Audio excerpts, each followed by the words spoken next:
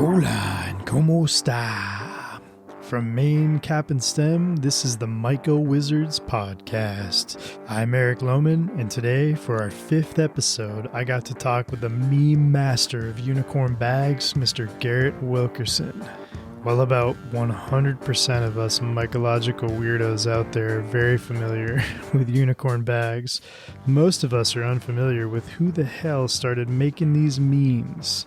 These crazy, hilarious flashback to the shroomery 1990s into the 2000s memes that somehow pushed unicorn forward into the space of social media.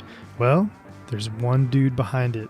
And Kelsey dug deep to find this guy, and he responded and decided he'd be into being on the podcast. So without further ado, we really hope you enjoy this interview because we were really stoked to get to talk to him. Oh, man. Dude, you were the right dude for the meme job. I swear to God. Thank you. How did you come into this whole thing with unicorn? It was a cold call, believe it or not. And I'm terrible at cold calling. And so it was just... It really surprised me that everything worked out like it did. So back in January, I participated in a conference for like psychedelics and consciousness expansion and veterans treating PTSD, things like that. Okay. And they liked everything so well that when they did the second one, they brought me on board to manage vendors and things like that. And so I just kind of looked out in the Dallas-Fort Worth area to see what kind of like businesses would be interested. And unicorn bags was one of the first ones that popped up. So I said, oh, okay, I'll give him a shout. And Lou said that he was very interested and this, that, and the other, but he didn't really have a social media team. And I was doing PR work at the time, transitioning to social media. I had done a lot of live events mostly. But transitioning to social media, I was like, well, I can help you with that. How's your experience breach into that world social media wise? Like, where did it come from? Just memes, pretty much. Just memes, just making memes. Yeah. Companion posts and things like that for the live events, doing just random publicity and things like that. Not really doing anything like super duper professional, just fluff for the events. And basically, that's how I figured out how to do algorithms as far as targeted audiences go. So if you look at the algorithms for the ads that we run, it basically reads like a Sturgill Simpson song. It's hilarious. Which is the greatest comparison to anything in this world that's predictable if you research it long enough, Yeah. That's incredible, man. So what was that pitch to Lou in general? Was it you were just like, hey man, I think you guys could use something like this? Yeah, basically. I told him that it was, I love the company, but it was kind of hard to find information on it. I had to do a little bit of digging. And so I offered a trial contract basically to see if he would like how much I expanded his presence online. And he loved it. That's awesome. And he loved it so well that 3 months later he expanded it. So here we are. That's incredible, man. What was like the first pitch to him to be able to just put it out there? Basically that. It was just or do you remember? The first pitch I believe was just letting me take over his Facebook page. Because he had a Facebook page, but it wasn't really active. I don't think anybody had posted since like 2008 or something like that. Damn. Everything has always been outdated with unicorn, but everybody uses them. Yeah, and that was the pitch that I made essentially is I'm not going to try and sell people unicorn bags because everybody already knows what a unicorn bag is. It would be, I don't want to insult people by it's like if I were to sell you an orange, I'm not going to insult you by telling you, oh, well, oranges are very high in vitamin C and they're delicious and blah, blah, blah. Like, no. I'll just add value to your feed, let you, loop you in, be just constantly there.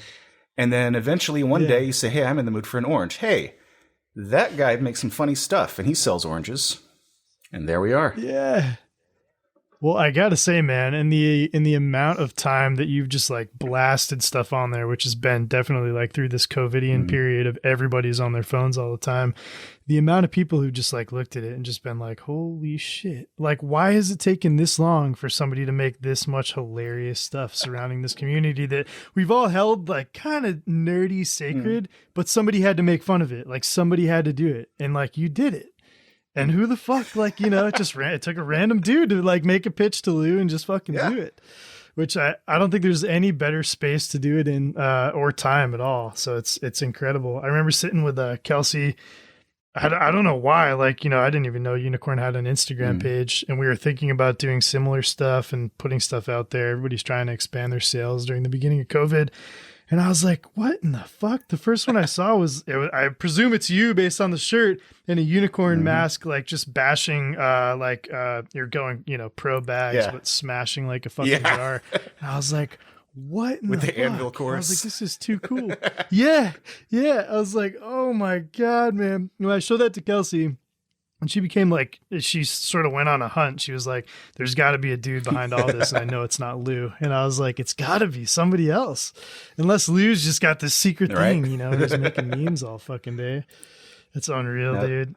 Well, what do you know in terms about Unicorn in general? Because, you know, Unicorn's pretty unknown except for the people who just talk to Lou. Yeah. You know? Yeah. It's a very, there's a very niche community, which, you know, it worked out well for me because I don't have to waste anybody's time with advertising. Like in the beginning, I was doing a lot more informed posts and a lot more scientific. Just as I learned about Unicorn, I would share all the information that I learned and everything. They started in the late 80s, I believe it was. Lou immigrated here from China, and he was looking he wanted to start a business, and he saw a need in the unicorn industry, the mushroom industry, for a affordable, reliable, high quality growing medium. Because in the 80s, there wasn't really any kind of plastics technology that could withstand autoclaving. So he went to a couple of seminars by a man by the name of Paul Stamets, and they ended up working together to make the first ever unicorn bags, which became mass produced in 1990. And those were the 14A bags. Which were originally grown for shiitake. Because the A filter has, I'm sure you probably know this, it has a 60% variance in the pore size. So the 0.5 micron and then plus or minus 60%. This gives it a bit more of an uneven airflow that's still reliable, but it keeps the CO2 intact. Keeps the CO2 inside the bag. And, yeah, so it doesn't have just a massive, like, you know, push out. Right. Well, and shiitake loves CO2. So if it was, for example, our type B bags that are 5.0 microns, that's more for like an oyster or something that loves fresh air. Yeah. That's really interesting. I didn't realize Lou and Stamets went back that far whatsoever. Are they still sort of in communication with one another business-wise? I don't know. Is that still like a... Yeah, I don't know about the regularity of their business, but I know that it's our bags that he sells on Fungi Perfect. Yep. That's pretty cool, man. Man. Yeah, it's such a funny world coming from that like bag side, because the original, I think, bags that we used were John Donahue's, and it was just because Eric at New Hampshire Mushroom Company was using them, and they were like, "That's the only bag." We had no idea, and then finally we, I think, heard of Unicorn. Just I don't even remember how. We thought it was the weirdest name, the weirdest thing, but it's like it's unmistakable. And it's just like weird. You're like, what the fuck is a unicorn bag? Everybody who sees it first comes in here. They're like, what the fuck is that? Why does it say unicorn on that box? They're like, you know, already in the weird world of mushrooms, and it just got weirder for them, you know? Yeah. I don't think he even intended it to be the sort of mystical, whimsical, like type of association that people think of when they think of, you know, because you think of mushrooms, you think of like what kind of animals, like elves and little frolicking, like whatever, right? Like Smurfs and, you know, all that good stuff. I think he was looking at more like you're looking for something that can be reliable. You're looking for a unicorn. You're hunting for something that isn't there at all. And so he came out with it. Very straightforward analogy. Yeah. That's incredible, man. That's really intriguing. Well, I think that there's like a push for people to like invent other bags and filters and things. You guys have been the most consistent, but you know, I know through COVID, like, it was really kind of this weird state at which you might have come in. I don't know. When did you come into Unicorn? What was in the past year? Yeah, and this year. I came in this past summer. This past summer, okay. Yeah. So I know right at the heat of like March into April, Unicorn put something on their website, and it was like, due to COVID, this, that, and the other, plastics, blah, blah, blah. And we were all like, oh, fuck, they really are the only company to get bags from. And so many people rely upon them now on a micro scale that I think we all shit a brick, and we're like all like talking to one another. They're like, Gary sounded weird this morning. Or we're like, or so-and-so sounded strange, or I got this strange email from so-and-so. So it was like, it was an increasingly conflicting time, but, have you heard about any of that, or is there sort of a story to be told? So I'm an independent contractor, and I work mostly from home. So I'm not really privy to the inner office politics, I guess, for lack of a better word. Sure. So I'm not really sure what's going on there, but I do know that when the stay-at-home orders came out and lockdown came down, the labor pool took a big hit, because suddenly we had this warehouse, and even though we have HEPA filters going nonstop to just cut down on everything. Like, we have basically a clean room. It's not a clean room, but we have basically a clean room that we do all of our assembly in. And even though we have all that filtered air, and we have people who wear masks so that they don't breathe out all the spores that live inside a human lung onto the bags, we still had to cut our labor force by about half. Wow. Yeah, it was, and we're still catching up. Fortunately, our customers supported us, and they came through for us with that. In addition, we got a lot of new customers because, lo and behold, a bunch of people are at home now and looking for hobbies. There's been such a massive explosion of people getting into this just since COVID. Yeah. It's literally, it's like something you can't really dream up talking about. You're just all of a sudden, if you've been in this world as long as some of us have, and I've been doing this for the past 15 years almost, you're just all of a sudden like, what happened? Why does everybody want to grow mushrooms all of a sudden? Like, everybody.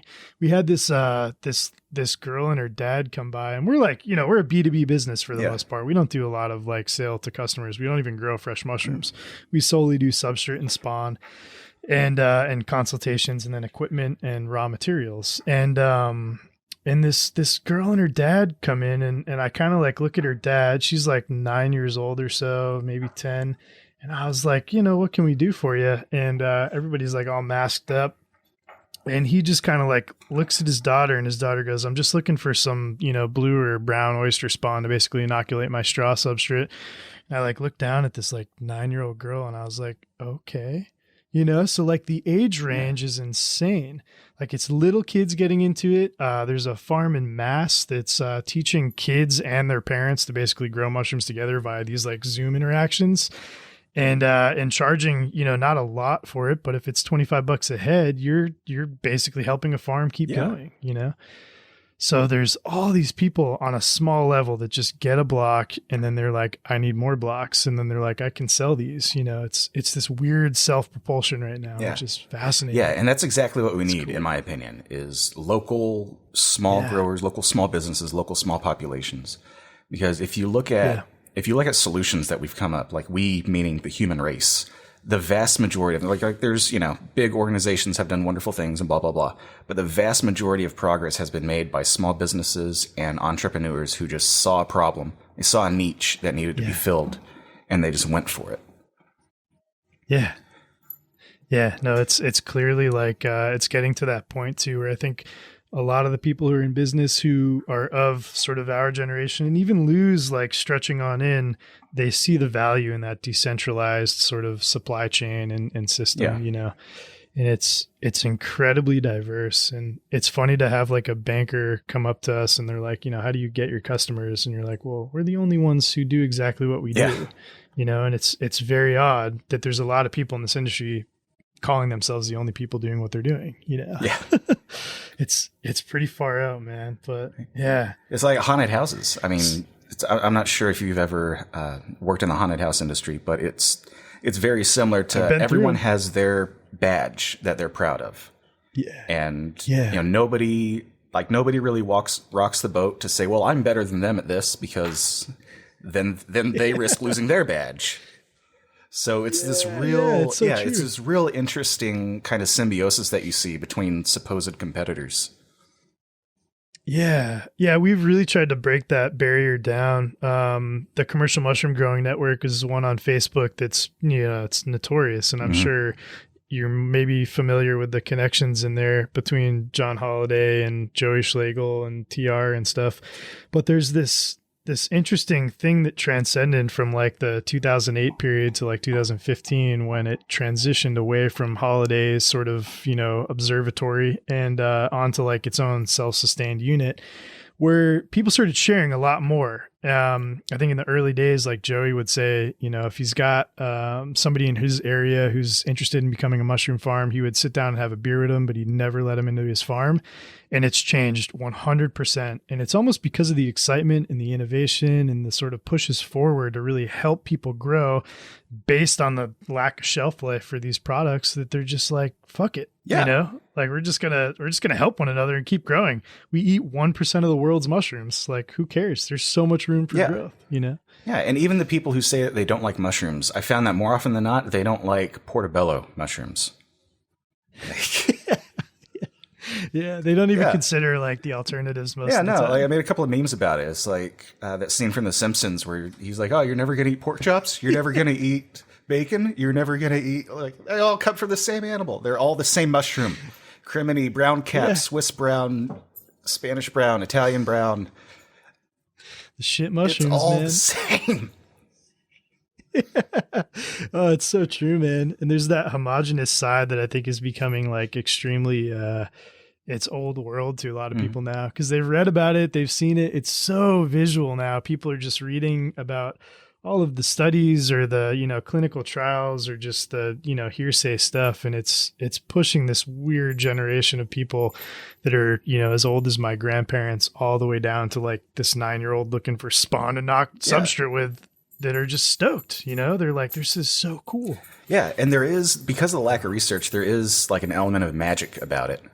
That because we still don't know, like there are mushrooms that are so closely related to humans and others that are like completely distant that are, like it's just the taxonomy of it is fascinating. Yeah. And then the fact that we don't understand how they produce the chemicals that they produce, like all the antioxidants and all of the like superfood qualities of the mushrooms, we still don't understand. Yeah.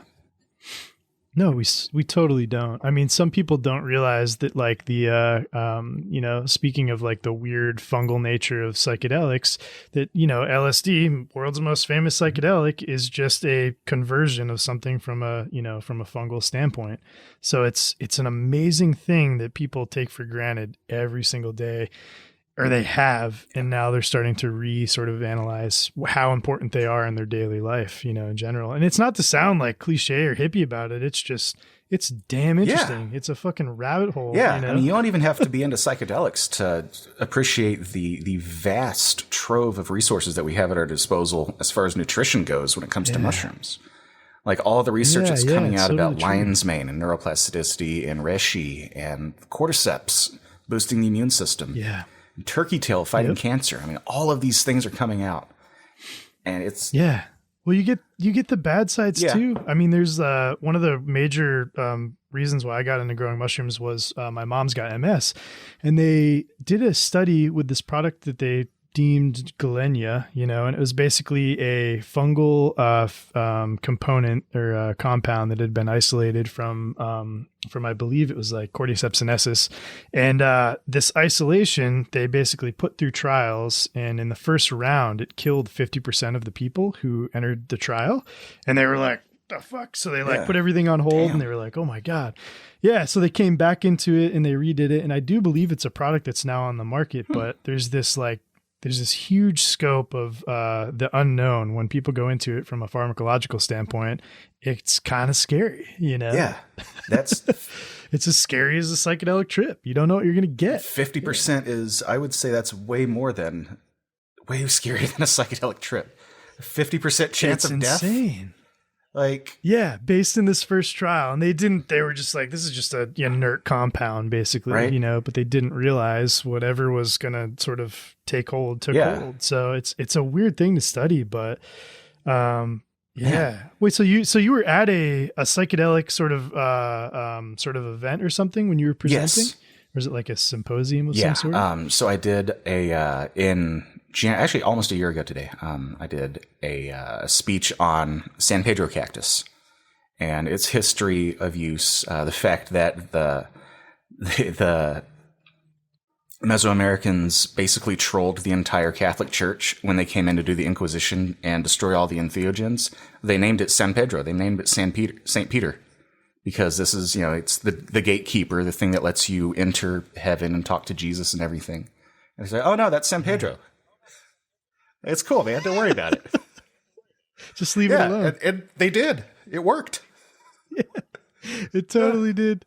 It's like it's the epitome of flying under the radar, So what got you into that world in general? Have you partook in psychedelic land, or what drove you to that sort of symposium? Yeah. Well, I was diagnosed with depression when I was a teenager, and in my 20s, someone gave me some psychedelic mushrooms, and 3 grams did more than 3 years of therapy and pharmaceuticals.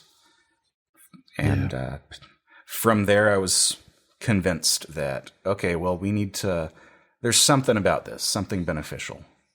Like, obviously, it's all set and setting, it can make you do some crazy things, but we already have laws about doing crazy things. So also, enough Ambien can make you do crazy things, Yeah, so, enough Ambien, enough alcohol. Yeah. Enough caffeine will kill you. Oh, enough cheeseburgers. Yeah. Let's have some consistency. What do you remember about that first, sort of experience, if it was that profound? I went to the Museum of Science and History, and I made best friends with a dinosaur statue that was outside. And went to the planetarium. I was unaware that we were going to take an entire journey through the Virgo supercluster, but that was pretty cool. That's awesome. Yeah, it was. Yeah. It was a trip. It was great. That's great. Obviously, with being involved with unicorns, I can't really go back into that type of lifestyle. A lot more eyeballs on me. Oh, for certain, man, for certain. It's one of the most interesting things to talk about now, because, that's part of the reason, a lot of us got out of the psychedelic realm is because you realize the jail sentence behind it. And you're like, whoa. A lot of us who originally got into this, in the mid 90s, going into the 2000s, we didn't even realize the ramifications of it. And 90% of us got our start doing that. I don't know who in their right mind would say no or say otherwise, but there's this moment where something becomes much more interesting when you realize that there's a cultural effect that's beyond the psychedelic side. Yeah. Really, you can feed the world, you can change a lot of things, and you can benefit them in a health, in a space that they haven't had before, whether it's the nutraceutical side or just eating fresh food. Yeah. Yeah, absolutely. So that's kind of the way that I've been looking at it now is, I got my medicine, I got healed, got some benefit out of it. Yeah. Thank you. And I'll continue to do what I can to help spread it. But I don't feel that's very cool. I don't feel a particular need to, go all for it anymore. No, and I don't think it's necessary, right? It's something that you learn from. You're supposed to not perpetually stay in one program in one school doing the same thing over and over. Yeah. It's you got to expand your horizons and really push forward into other avenues of this world. And I think, like you pointed out earlier, that's why so many people are just humming into this world, because it's just a funnel of chaos that they're whoa, exactly. It's far more trippy than a mushroom. I know the Terrence McKenna quote of, if you want to learn anything about yourself, you don't need to take a mushroom. You need to try to grow mushrooms, and you'll certainly learn enough about yourself. Oh yeah. It's gardening in general, but mushrooms are on so much shorter time scale. We're talking a couple of months instead of a couple of years. If it's fruits, a couple of years, I guess. Vegetables would be still much longer, but matter of months. Still, you're relying on seasons, or you're relying on other technology or heavy amounts of inputs in terms of fertilization and such. So, and mushrooms are so much more basic. It's literally just carbohydrates and either something with lignin or something without lignin, if it doesn't care, and that's it. Yeah. Yep.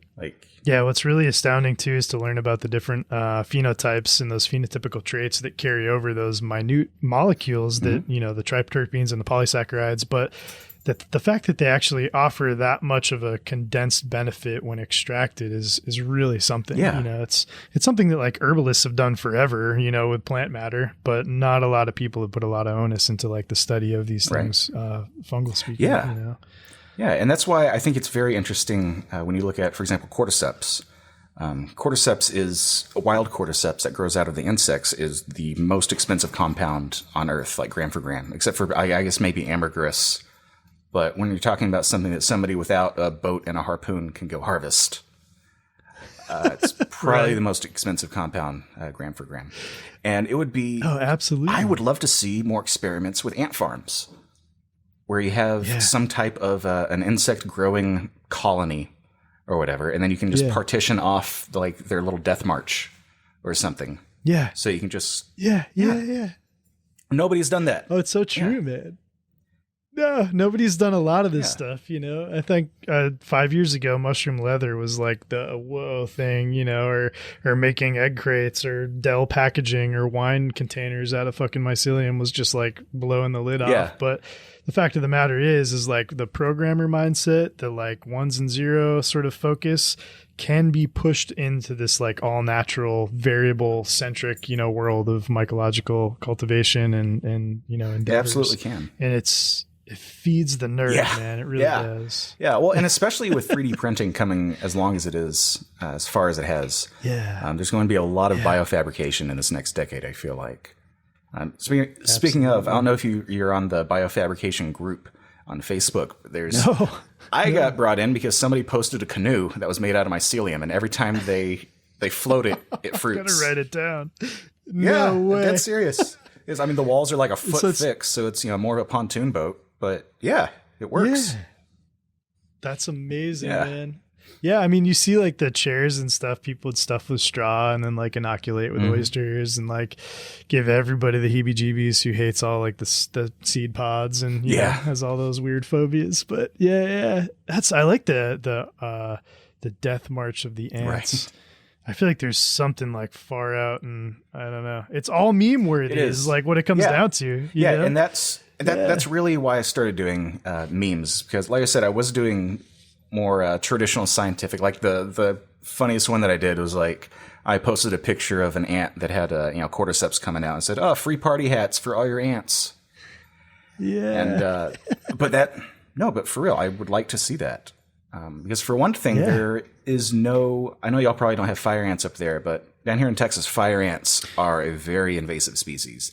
And they've actually started getting displaced by a more invasive ant called a pyramid ant, which isn't as aggressive to humans and mammals and livestock, but they are every much as destructive to the insect world, the microbiome. I guess microbiome, macrobiome. I don't know. Insect world, right?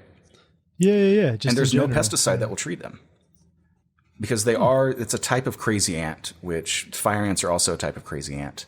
And this is all stuff I'm remembering from like 3 months ago. So, you know, I might be wrong. I'll have to be fact checked. But the point is there's no guaranteed pesticides that will attack the queen, because they all form as one colony. When one queen dies, the rival colony just moves in like there's not even a war. That's insane. But with cordyceps, there's actually a deterrent. Now, pesticide companies don't like that, because how do you market, 4 trials or 4 applications a year? All you need is one every decade or 2. Yeah. That's an amazing sort of biotechnology, that most people don't even have an awareness. Yeah, so that's another vector I'd really like to see people see more research into. I'm going to be doing research of my own on the pyramid ants that live in my front yard this summer. So I'll definitely be posting results. Has like jumping into this mushroom world like sparked that side of you that wasn't there before, prior to like the psychedelic thing and all of that? Was it even there, or has just working for Unicorn been this like blooming moment where you're like, holy fuck, this is cool? Basically, both actually. Both. Back when I was doing my crazy college days or whatever, I did try to grow and I failed miserably. And at that point, I was just like, whatever, I'll just eat portobello. But now, because Texas, all you can get is portobello unless you go to the Asian supermarkets, which are great, but then they're also very expensive there relative to... You've got you've got a few people in Texas, like Texas Fungus, I think is who you got. Did you mention them in an email? I did not. Yeah. No, it's But, I'm aware of like, them. there's so many different names in communication. Yeah, so Texas Fungus is rad. Corey from over in Austin, Smallhold is like pulling into Austin. They're all sort of in these weird areas, and like, I've hitchhiked through Texas, man. To get across the 10 like in a month is a glorious achievement if you can actually make it and travel that way. But it's such a vast area with nothing going on that you would expect that it could be this sort of superdome of mycological happenings. It's kind of it's an open spot. Yeah, there's a lot of room for sure. I hope some enterprising individuals are listening to this. Sell mushrooms in Texas, please. I want to go to Kroger and buy some oysters in Lion's Mane. No, Kroger. Dude, it's come so far. Yeah. Well, no, I do have to give Kroger props because the one by my house just started selling shiitake. So that's good for them. They're caught up to 1995. Right? Yeah, baby steps, Yeah. Hell yeah. Next is organic shiitake, right. And then maybe a little bit of like sea crustacean oysters, that look like they're dying on the vine. Some soggy lion's mane. Yeah, man. I know that's one of the most intriguing parts of this, and I had a couple different conversations with the dudes from Mossy Creek, and they're in this interesting world of like mycological warfare, and they wrote a couple papers on it. They're interesting and they're worth reading, but it basically is like describing this idea of whoever owns the sort of rigmarole of distribution will own this whole thing in the end. And I just don't buy it based in the vulnerability of the actual product. Exactly. If we're actually interested in eating this stuff, it's good for a handful of days. Like, vegetables aren't even that even the most tender of fruits aren't that suspect to spoilage, And that's why you can't get a good, it's so hard to get a good cantaloupe because they're all harvested in Guatemala and they sit on a boat for a month and a half. And so they can't have the ones that are ripe because then they'll just spoil. Yeah. Yeah, exactly. Yeah, it's sort of the thing that we've seen with the shiitake logs coming over from China too. That was a huge part of like the lead up to 2020. And it was like, it was an interesting thing to see that stuff sort of flood in, and the dinosaurs of Pennsylvania changed like overnight, and they decided to get rid of their own production and just buy and distribute these logs. And man, it did nothing but boom our business because people immediately were like, I don't want that, like at all. No. So, not to mention there's Lou made a very interesting blog post on unicornbags.com about the invasive species, the microspecies that would come in hitching a ride on these logs. Because a lot of time they're in shipping containers and the logs already have holes in them. So whatever pests they catch on the boat ride over from China are going straight to the soil. Yeah. So look for... Not to mention China's like, 95% deforested, and the majority of things that are going into the logs. There's a couple of people that have done tests that I'm very aware of that have found formaldehyde in all of those blocks, like across the board. So formaldehyde is a huge, benefit in terms of like using a cheap sterilization technique. It's a thing. It can work. Not saying it's good, but but they use it not for human consumption. I guess if you don't want to make a bag that's strong enough to withstand an autoclave, using formaldehyde is the way to go. It's the next best stuff. Yeah. I know you see these towns over there that are growing like, and there are entire towns that like grow mushrooms of one kind, and they're just like the shiitake town, the enoki town, the whatever town. And it kind of baffles me because you realize that the amount that they're growing for all of the applications that come over here are not just fresh mushrooms. It's not just blocks, and it's not necessarily a bad thing, but it weighs on the perplexities of like how we see these like small, sustainable, decentralized farms growing versus these like massive towns that really get paid pennies on the dollar for fresh mushrooms. You know? And I have a theory that's why their bags are so inferior, because their growers, like you said, they work for pennies a day. So if they lose 2 weeks of work, who cares? Payroll is out like $15. Right. Yeah. We're building the efficiency system here when it comes down to it, and everything has to be efficient. I mean, every time like we double our production block wise and we go through another 1,000, 10-pound bags of blocks for customers, we were like, okay, like we have to figure out how to make the next 1,000 in the same labor amount, doing the same sort of mechanistic approach that doesn't double our propane usage or whatever it is. All of those things are considered. Whereas when you think about autoclave usage versus like most of these Chinese farms in particular, they don't use autoclaves. They might be making them for different industries and applying them in small sectors or for the bigger farms like Key, but most of them are really cooking in these ultra pasteurization modes where the bag doesn't matter. You know, it's going to survive no matter what. Yeah. The zero pressure and high heat kind of, Yeah. So I get it from that standpoint, but you have this like comical and classic like East and West just like colliding in this really kind of funny way. It really is. You know? Yeah. I mean, I'm very much a proponent of if it works, it works. Yeah. Cause I think I made a meme about it. There's dozens of right ways to do it and hundreds of wrong ways, but there's still dozens of right ways. True. So, it's all good. Yeah, that's totally true, man. Well, speaking of the meme side, what do you, I think you mentioned something to Kelsey and she asked me to ask because it made a ton of sense. And Kelsey, by the way, is our manager here and she tracked you down. She's like, I'm going to find this fucker. This guy's awesome. Nice. And I was like, oh man, please do.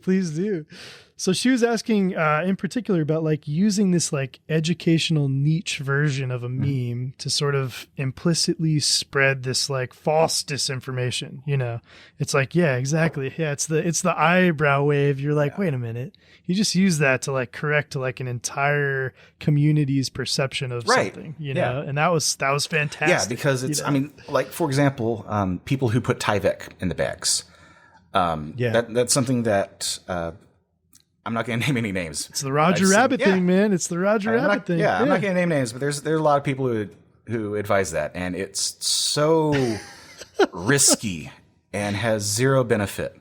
That was one of the reasons why I came aboard. Is Lou wanted me to dispel all these myths, like putting a pillowcase in your pressure cooker so it doesn't melt the sides, and like all this crazy stuff that you have to do to keep Chinese bags from melting, but ours are made for. Like there's a guy who put it under 300 degrees autoclave. I think it was like 20 psi for half a day and no bursts. I've forgotten about the bags and just left the autoclave on. Nothing exploded because I have an All-American. It's built like a battleship and everything is dialed in, so I didn't have to worry about that. But the only thing that happened was the grain burned and it wasn't tasty, the mycelium. Of course not. Yeah, that caramelization and Maillard stuff is no joke for spawn or anything else. Yeah. So the idea behind that was, the growers are just doing, if you're using a bad grow, you're doing the best you can. You don't mean to use misinformation, but some guy on the shroomery in 1995 said to do a thing, and so you did it. And nobody. What's funny about that is like, right, if you trace that back, that's my origins to any of this stuff. And I remember I bought like a giant bag of those Tyvek sleeves and that was the Roger Rabbit thing, man. But he was God back then. There was no real access to Unicorn. People didn't have the internet really barely to order stuff. They were like just on these boards and they were like trying to figure it out. And it was like this classic sort of pirate radio version of mycology. Yeah, it was. It was so cool. But nobody knew why we were doing what we were doing. We're like, that guy did it. Let's do that. Yeah. And I love Roger Rabbit. I don't mean to, insinuate that he's spreading bad information or whatever, because he was doing the best that he could at the time too, because he was using Chinese bags. And in that case, there's a lot of wacky stuff that can be done to improve bags of such low quality. And then there's also an argument to be made of, well, there's easily a 50% fail rate on those bags. So you do a bunch of wacky stuff. Did that actually work, or did you just get a good batch that time? Right. So, it's totally true, man. So how do you plan to use these memes going forward in terms of that like application of education? Because I think it's extremely important, and like no matter how funny or efficient they are, they're doing the job. Yeah. Through and through. Yeah. And that's basically that's the end goal for me, is to just get the information out there. Like I said earlier, I want to add value to the feed. I don't want to be just some random company that's, oh, well, in 1990, Unicorn was started and we have, no. I want to add value. I don't want people to unfollow me, basically. I want people to look at Unicorn bags and be like, oh, hey, there's a new post. What's this about? Because Oh, dude. Like people who follow Walmart, like, okay. Like, what value do you get out of that? Like, you know, yeah. and all these big businesses. Yeah, no, we were on like a conversation with it was a live podcast with Mossy Creek. They did a thing on YouTube, and you know, we've always done the anti-marketing campaign, so we were using like Charles Manson for a while, you know, just because it's fucking hilarious. And I guess Andrew mentioned that to somebody, and they were like, "Oh, you mean the Charles Manson company or mushroom company?" And I was like, "That's our new name." I was like, "If this all goes to shit, that's the new one, dude." It's amazing to use these things for your advantage to sort of catch people off guard and be like, what the hell are they doing? Yeah. You know? Yeah. And that's really, so one thing that we realized recently, well, I say humans realized recently, is that human attention spans are actually lower than a goldfish. That's why whenever you see a movie trailer on like social media as you're browsing, you'll have like a 5-second trailer and then the 30-second trailer plays right after that. Because we don't even have 30 seconds to stop and look at an advertisement. Nah, we can't handle it. But that's also the reason why I decided to go with memes. And so, I mean, originally, I just threw a meme out there and it took off. And so I was like, oh, well, I guess I better give the people what they want. Do you remember what your first sort of meme was that you made for Unicorn or otherwise? Like the first one that you were like, this is funny and I can actually do this. Oh, man. It was so long ago. I think. Well, for me, like, right, I've never thought about making a meme in my entire life. And I think the only thing that's driven me towards questioning this like meme world is literally you making them, which is hilarious. Thank you. Because in the whole like, you know, meme of the hour sort of Terrence McKenna shenanigans, the meme for me is a completely different concept. So like you see these things and you're like, I don't know, this is kind of funny, but it doesn't relate. Yeah. The minute it relates, you're like, oh shit, you know? So I don't even know the thought process of like how I would make a meme. So how do you go about that now? I basically just look through things. That's another reason why I don't hold growers with misinformation in any kind of negative light, because they give me such good material. Like they do. No, I love them. It's great. Like, please be more vocal about like your methods and everything. And, no criticism, no judgment, whatever. Like, it's very helpful from an educational point of view to understand what most people are doing. Because, it's a relay. It's not a marathon. So if I can get someone into the door, there's so many more people out there who are so much more knowledgeable than me, who can go through the actual technical details and the nitty gritty, that just let me get them to the door and other people can take it from there. Yeah, no, there's so much to be generated in that too. And you're right. It's like, it's not bad on them necessarily, but it's this strange thing. Like I just saw right before we jumped on this, mushroom growers, I can't help too, but like have these things pop up on, Facebook or Instagram, and somebody is still using those like white freezer lids on top of ball jars with those like, injection port filters. And they wonder why their grain doesn't grow. And I don't even care why their grain spawn's not growing. What I care about is, why are you using a lid that has zero gasket, zero sealability? Yeah. Do you not understand like this microclimate condition, so on and so forth? But I'm not going to say anything. I'm just like, I'm over it to some extent. Yeah.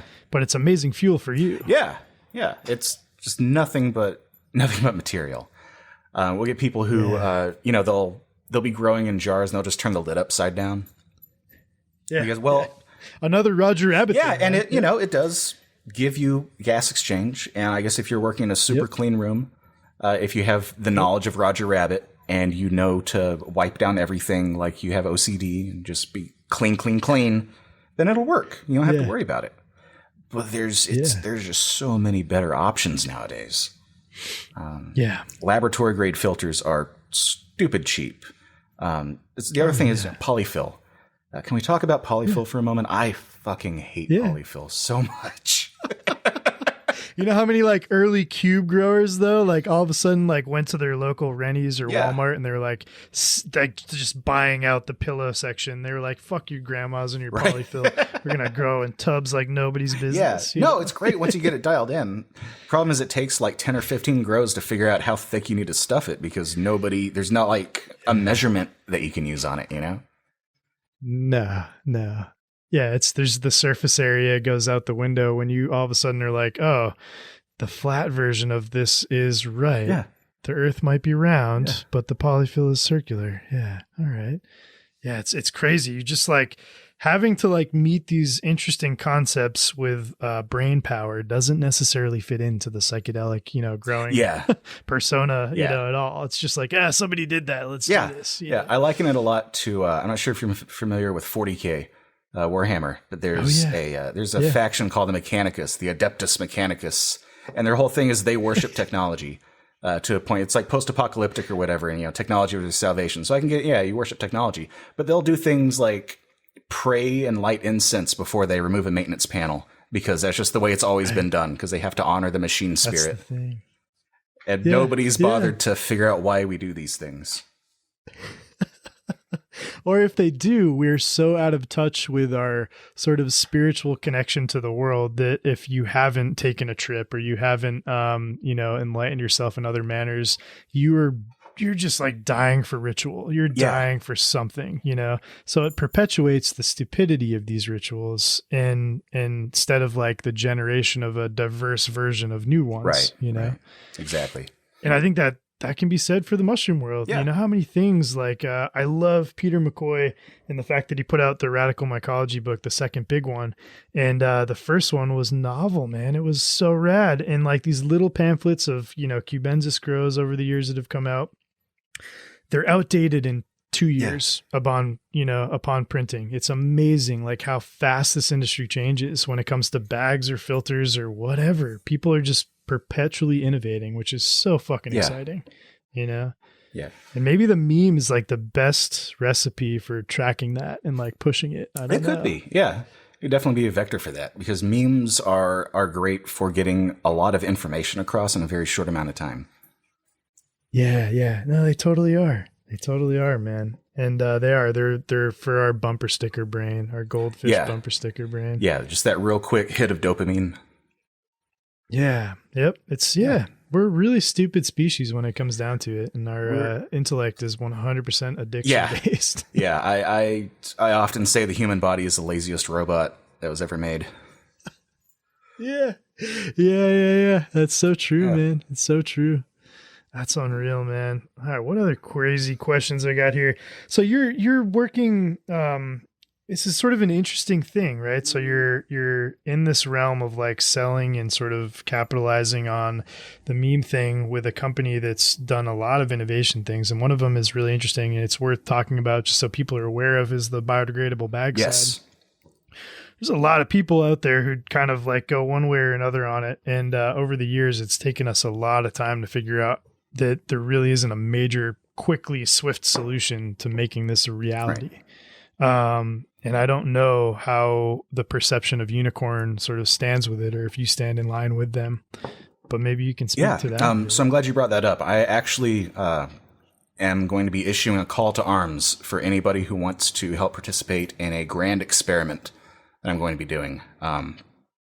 So our biodegradable bags, they're oxo-degradable, so they break down by oxygen and they break down by exposure to UV light.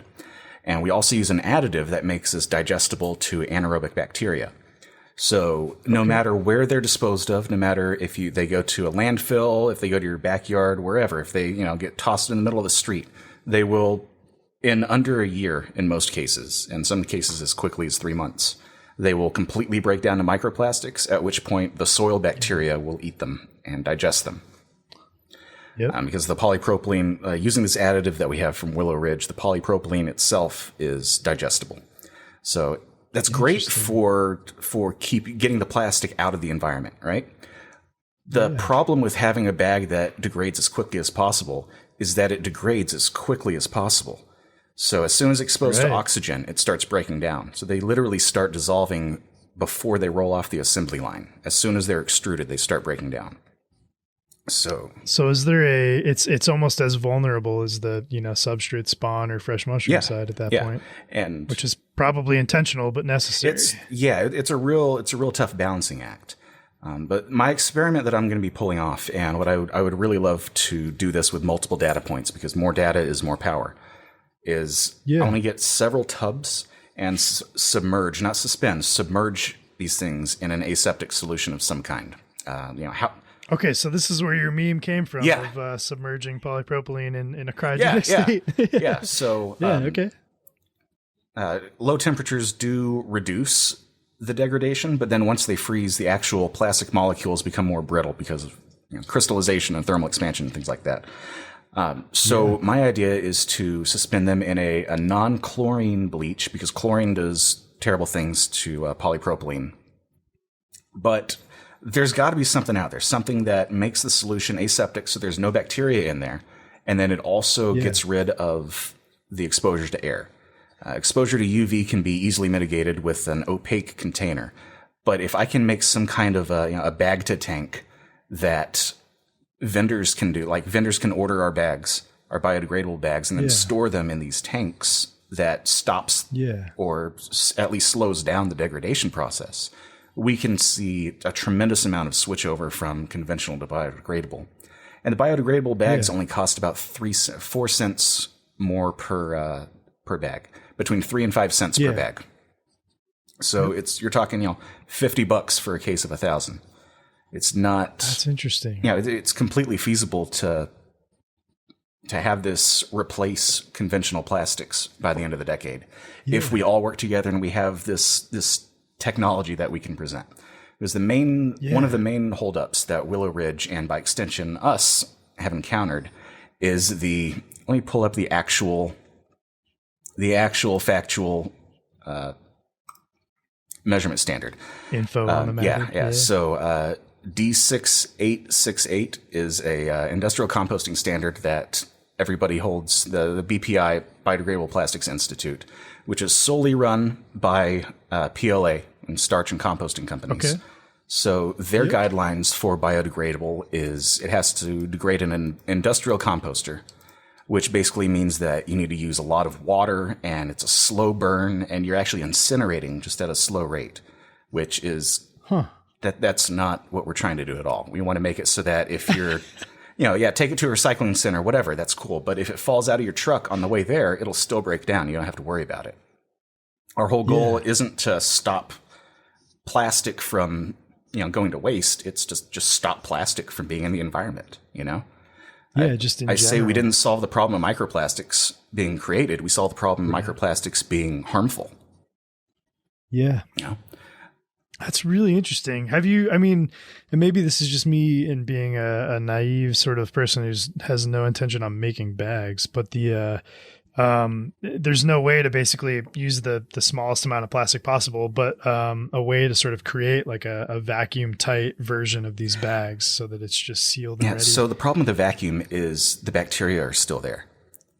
And at that point, there's no stopping at that point, they would turn into anaerobes. Same thing with we tried putting nitrogen in there. They just stop processing oxygen and they keep living.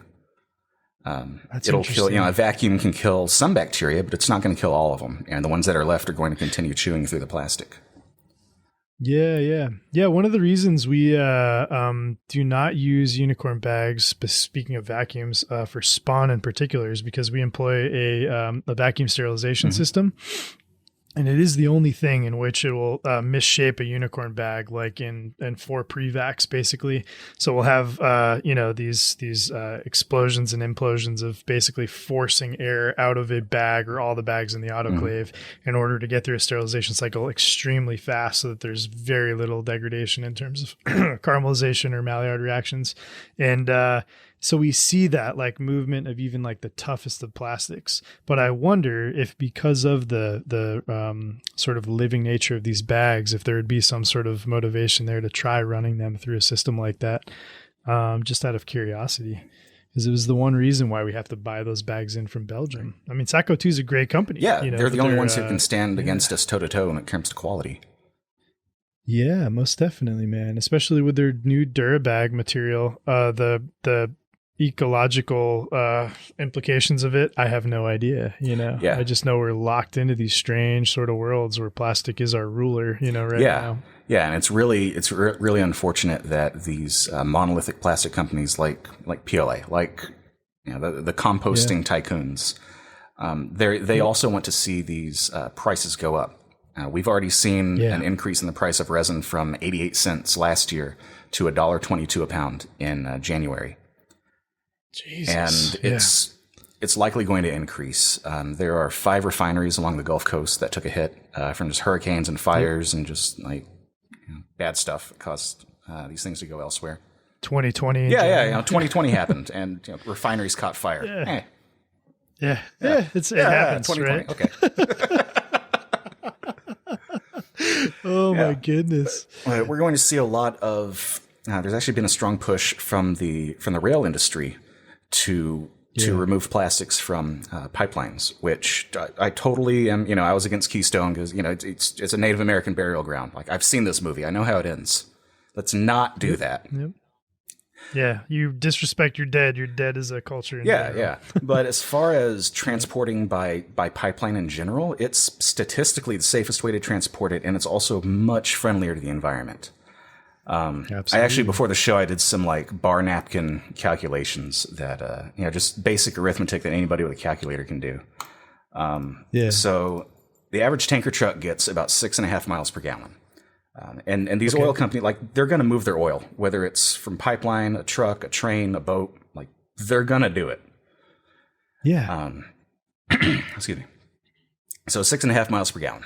These pipelines, they run for hundreds of miles. So let's just call it 200 miles, right? 200 miles at 6.5 miles per gallon means 30.8 gallons per 200 mile trip, right? Okay. So you then go to, I use 2 sources for this next bit because it seems so fantastical that I had to double check just to make sure. According to the U.S. Energy Information Administration and the Chemical Engineering School of Advanced Engineering at Kokaguin University in Japan. I know I butchered that name. I'm sorry, y'all. Gominasai. Hey, we're just white people here, man. It sucks. So the U.S. Energy Information Administration says that 1 gallon of diesel fuel, when burned, produces 22.38 pounds of CO2. And Mazda Corporation, who was one of the sponsors of this study, it was a car company. Like, they have a vested interest in making it seem as harmless as possible, right? Well, they came up with 21.8 pounds per gallon. So let's just split the difference and call it 22 pounds of CO2, right? Yep. So you take that 200-mile trip with a 6.5 mile per gallon tanker truck, you will get 677 pounds of CO2 per 1 truck going 200 miles, and that's 8,000 gallons, right? These pipelines, they do hundreds of thousands of gallons, if not millions of gallons per day. So to get the same kind of volume, let's just start at the bottom with a 100,000 mile pipeline that would take 12 and a half trips with a tanker truck, right? Yeah. It's 8,470 pounds of CO2 in one trip. Simple direction. Yeah. Damn. If a little bit bigger pipeline, like 500,000 gallons per day, that'd be 60 tankers. We're talking 42,000 pounds of CO2 every day. Are these the sort of like implications that are in particular motivating you, motivating Lou, motivating just Unicorn in general? Yeah, well, to sort of work towards a more sustainable option that nobody else really is working towards at all? Yeah, because what we're seeing with the plastics industry is the same kind of thing that we saw with the nuclear industry, where people are calling for an outright ban instead of just fixing it, making it better, making it more efficient. Yeah. So rather than that's what I would like to see is because like with nuclear, anti-nuclear and everything, and yes, there's dangerous things. Fukushima was terrible, but that was also a plant that was built in the 1960s on a fault line. Like it was basically it had a lot of problems. It undermined itself. Yeah, it was underfunded. It was run by this like greedy old man. It was basically the nuclear plant from The Simpsons. I mean, yeah. Quite frankly, and it wasn't. If memory serves, I'll need to research this. I might just be talking out of my ass here, but if memory serves, it wasn't even intended to last past the 80s because when they first built it, they assumed that better technology would come along and that they could build a different plant that would replace it. It was just a stopgap. Well, humans are stuck in that like that dangerous agenda engine where they assume like something else better is going to come along. They're like, it's coming. And so fuck this. And it did, believe it or not. Thorium and molten salt reactors are incredibly safe. Thorium in particular has a safety mechanism that basically just melts the cork because it's a liquid fuel. So there's a meltable cork on the bottom. So no human input, no computer input, no electricity is involved at all. Just when it superheats, the fuel gets separated from the catalyst, and that prevents a meltdown. But you say nuclear bad, and that makes the hamsters in the focus group step on the pedal. So nobody's going to build a nuclear plant. It's the same thing we're seeing with recycling. Most U.S. recycling programs, at least all the government recycling programs, have closed down. So all that's left are the private enterprises because it's no longer profitable to ship our recycling to China. No, exactly. And the minute that became non-profitable, which was quite a while ago now, it was like, it was deemed just don't say anything. Because everybody that still recycles is under the presumption that what they're doing is correct. And they're like, this is as much as I can do. Separate paper, plastic, and glass unfailingly every time. You're like, you got to do more. And in Texas, there's not even that. There's literally just a recycle bin. And we say, okay, throw glass, paper, plastic, everything goes in there. Just no food. Okay.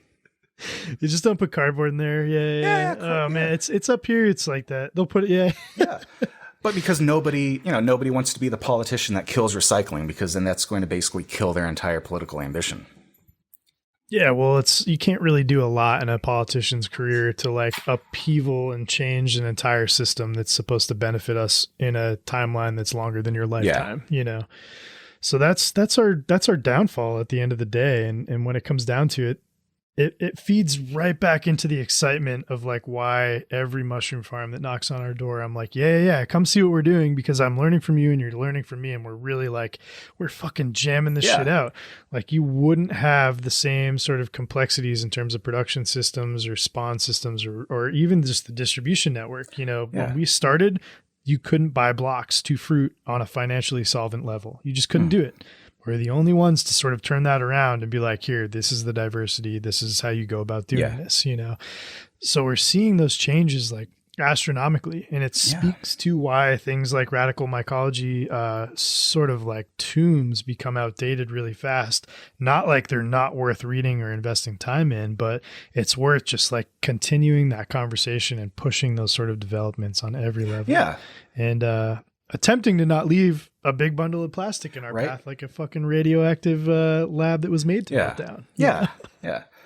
So if we can going back to the biodegradable option, if we can just figure out what the thing is, like there's got to be a thing that stops or slows down the degradation. So if we can just figure out what that is, we can make the thing container and the thing transporter and suddenly all of our plastics, because that's the other thing about plastics is it's everywhere. It's in everything.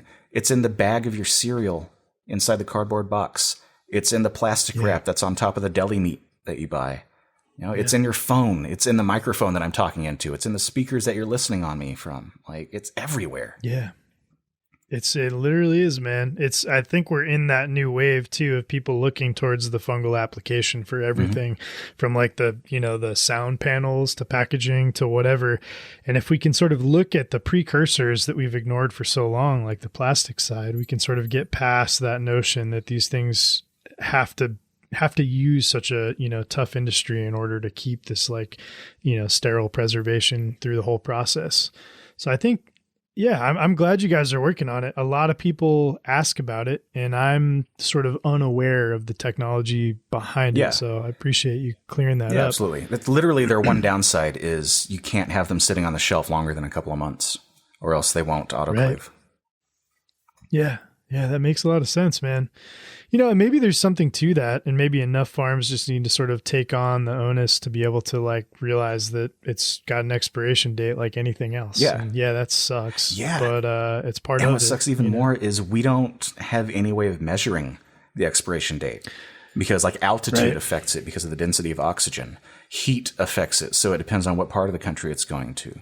It depends on what the conditions were when it was transporting. Was it in a hot truck going down the freeway, or was it, shipped during the middle of winter? Yeah. There's so many different variables. So from a business standpoint, because I'm in the world of really conversating with other business professionals that are working with companies, have worked with multiple companies or own their own mushroom farm or mushroom enterprise, What is the process by which you guys start communicating and sort of working this stuff out within Unicorn? Do you sort of have a board? Do you have like a process and a plan, a general goal? Like how do you go about solving these issues? Well, for the biodegradable bags, I literally just emailed Lou. I was like, "Hey, have you thought about putting it in bleach?" He was like, "No, I haven't." Cool. So you're the dude. You're the guy. This is my idea. This is going to be my baby over the next 2 years, or knock on wood that we have some samples that last 2 years. Well, in the bag to tank. part of what Main Cap and Stem is doing in general, and I find it interesting to sort of see where other people are on the evolutionary train of forward integration. We, for the longest time, have been shipping water in an extremely vulnerable product that's fully colonized and ready to fruit across the country, up to Canada, you name it, we've shipped it there.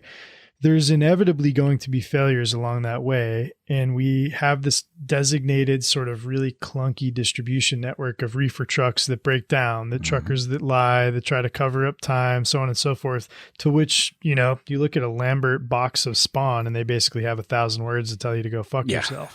We try to work with, we try to work with farms as best we can to help them out if these things happen, but they happen.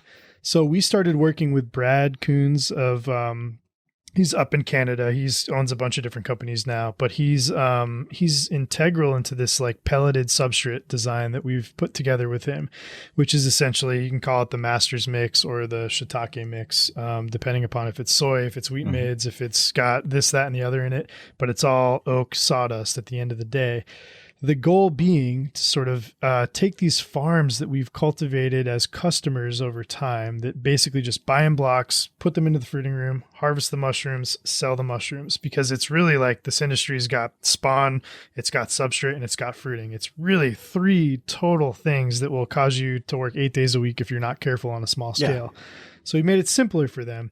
We're trying to forward integrate them to say, look, you can make your own substrate. You can take this on, this equipment, this substrate, our spawn, knock your own bags in a systematic approach that we're still developing to make it ultra simplistic and ultra inline and very much cost effective, as opposed to like having to buy an autoclave or fabricate a steam box or buy a ribbon mixer or whatever the case may be. All these things that are inflating in price, we're trying to bring down and offer the inputs that really allow them to step in at their own level and then grow from there. Is there a way that you can incentivize, and maybe this is a very outlandish question, but incentivize sort of an inline process of buying this sort of extrudable, biodegradable substance and making bags in line in a process that really just involve the entire sort of application of bag to form to cool to whatever, to introducing a substrate to hydrating it to spawning it to sealing it to go, so that process of biodegradation is like, it's right there. Yeah. Is there a motivation or even a consideration of that? Well, the biodegradable process, all of our bags are proprietary, including the equipment and everything. Yep. We've been sued twice by companies who have came on after the fact trying to claim intellectual property, and Lou had to go to the court and show, hey, this patent from 1985 says that I invented, Yeah. And we're talking companies that were founded in like 2008. Yeah. So the first boom of the mycological wave. If you will. Yeah. Yep. And so, we love these companies to death, but it's also at a certain point, it's like we have to keep providing this level of quality. What you provide. Right. Yeah. Yeah. So there's a nonprofit aspect to it, where if someone is just genuinely wanting to use their own things for their own purpose or whatever, like they're not trying to make profit off of it or anything like that, it's a totally different thing than if somebody decides to, well, I'm going to make Pegasus bags. Well, right. Okay. Yeah. No, and I merely pointed out from the aspect of like figuring out how to take this sort of production that's biodegradable and turn it into an inline process so that the development of this sort of goes in a pattern. And it's not like you need an answer to that. I'm sort of curious to know if that's a function of thought. No, that's all good. I misunderstood the question. So the additive actually comes from a company called Willow Ridge Plastics. So the mix that we use is proprietary, but anybody can buy the additive from them and use it in their own process. Yep. That makes sense. Yeah. So once we figure out what works for Unicorn, it's going to be a lot easier for other people to make, like, say, plastic shrink wrap that breaks down, or plastic grocery bags that break down, biodegradable. Yeah. That's really rad. Yep, and it's worth it, I guess, from a patent standpoint, and from the sort of breakthrough standpoint, to make sure that you're on the forefront of that, and it's commendable by all means. Because, like, the longest I've talked to people in this industry, from John Donahue to anybody from Lou on, it's not something that's been on the forefront because it's working, and what's not broken, don't fix it, just keep going. And it's, we're only going to see this, like, inflation of prices and everything across the board that are really going to shake up how we go about, doing this whole thing in general. Exactly. And there's been a big push to getting back to transportation of plastic. There's been a big push to transport by train instead of by pipeline, which trains are, they're much more efficient than transporting by truck, for example, but it's only 4 times as efficient. So you take the thousands of pounds example from earlier and divide by 4, it's still a big damn number. And the other thing is that transporting, let me see, I pulled this up too.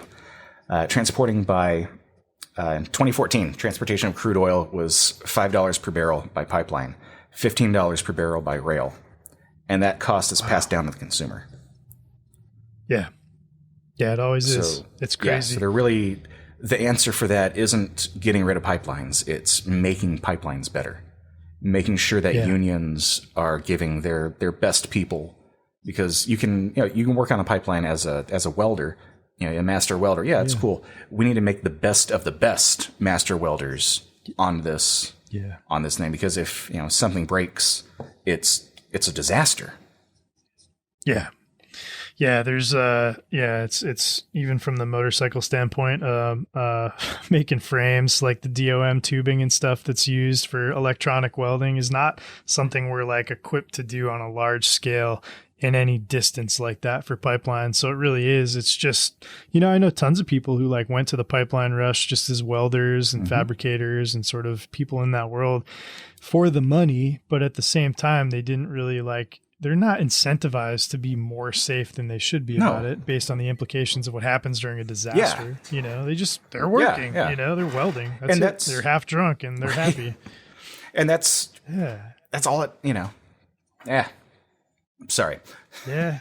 No.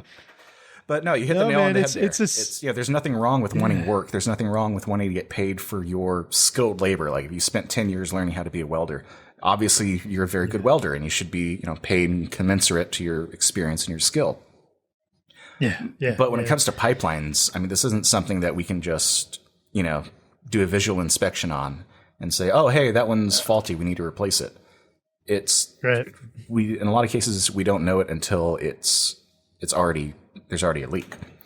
And it's true. Now, a lot of these companies, leak detection technology has increased dramatically over the past couple of decades. So most leaks, I'm not going to say all, because obviously there are some that are just terrible, but most leaks can be solved in less than a few hundred gallons, which is still terrible, but it's much better than an 8,000 gallon spill from a truck getting tipped over, or hundreds of thousands of gallons spill from a boat. Or God forbid, a 200 train car pileup that just dumps, Yeah, that's totally true, man. I mean, the safety factor goes back to, like, flying versus driving, right? It's like you put a lot more onus on a driver in smaller increments, but can be, monumental when it's added up, and not to mention the cost associated. But when it comes from the standpoint of, from having these pipelines, if you have it configured out, it's the tubular technology of the future. It's Futurama all rolled into one. We don't think and look at that cartoon basis of being like, oh, how many people died in that tube shuttling humans through hyperspace? We're not really looking at it like that, but we have to, if we're actually looking at implementing this stuff. It all comes down to risk management. Yep. Don't eat the peanuts at the bar, man. That's all I got to say about that, Well, this is cool. So like your role is expanded. You're not just this fucking master of memes. You're trying to like get in there and sort of incentivize these like really like serious changes when it comes down to your beliefs in the whole sort of network of humanity. Yeah. Yeah. Because like I said, it's a relay. It's not a marathon. We can't switch over from these heavy pollutants, these toxins. We can't solve all these problems at once overnight. I mean, we can, but everybody would go broke doing it. So the best way, in my opinion, the best way to do that would be, like I said, it's a relay. It'd be just to pass the baton to the next person who can stand on the shoulder of a slightly taller giant, and then pass the baton to the next person. Just keep going. Yeah, and that's why I'm really excited about this experiment. Because, like I said, if this pulls off and we figure out the liquid thing, and somebody else can figure out the all-in-one package, maybe some type of a bag that's coated on the outside to not be degradable, but on the inside. And I see the irony of having a non-biodegradable bag that transports biodegradable bags, but it always comes back to it though. Is like we've always found these fail safes just in case. So no matter if you make this ideal product, somebody's gonna wrap the pallet in plastic wrap and have the pallet be coated, arsenic laced wood. It's just, we're always chasing our tail with that sort of stuff. Yeah. But it doesn't mean that you can't perfect that like one version of it and hope that it marches forward. Yeah. Because it's amazing to go into a grocery store in New York versus a grocery store in Mass versus a grocery store in Maine. One, you can't get bags. One, you have to pay for bags. And the other, it's bring your own bags or we'll shoot you. Yeah. It's very like all over the place, and it's state to state, which proves it's like anarchist territory. It's like, figure it out yourself. Yeah. Yeah. And that's the inherent problem of centralization, I feel, is that there's no one size fits all solution for everybody. No. So the fault then falls to a decentralized platform, a decentralized industry like the mushroom industry. Like, for example, transportation costs. Like you were just saying, it's incredibly difficult to transport fresh mushrooms from state to state. Yeah. And like with China's centralization versus the decentralization over here, I'm sure they have problems that state-sponsored media would never talk about with getting rotten mushrooms going from one end of the country to the other. Yeah, but over here, because everything is decentralized, you don't have, like you were saying, the shiitake village and the enoki village. You have Farmer John, who has 12 different kinds of mushroom, and only 3 of them are portobello. Or none of them. Hopefully, in a perfect world. I think I've been really like intrigued by that, because when I first started getting into this world, there were a lot of farms that were like, okay, we got to do some of the shit mushrooms and then we can like sprinkle in some gourmets. And the reality is now, like, that's just not a facet. There are so many farms out there who just focus on like the, saprophytic Basidium ascites. They just want the primary decomposers. They don't care about shit mushrooms, And it's I think it's a good thing, but there are so many of them now. It's unbelievable. Right. I'm blown away coming from an age in technology where like, I didn't grow up with phones at all or cell phones. It was a rotary dial.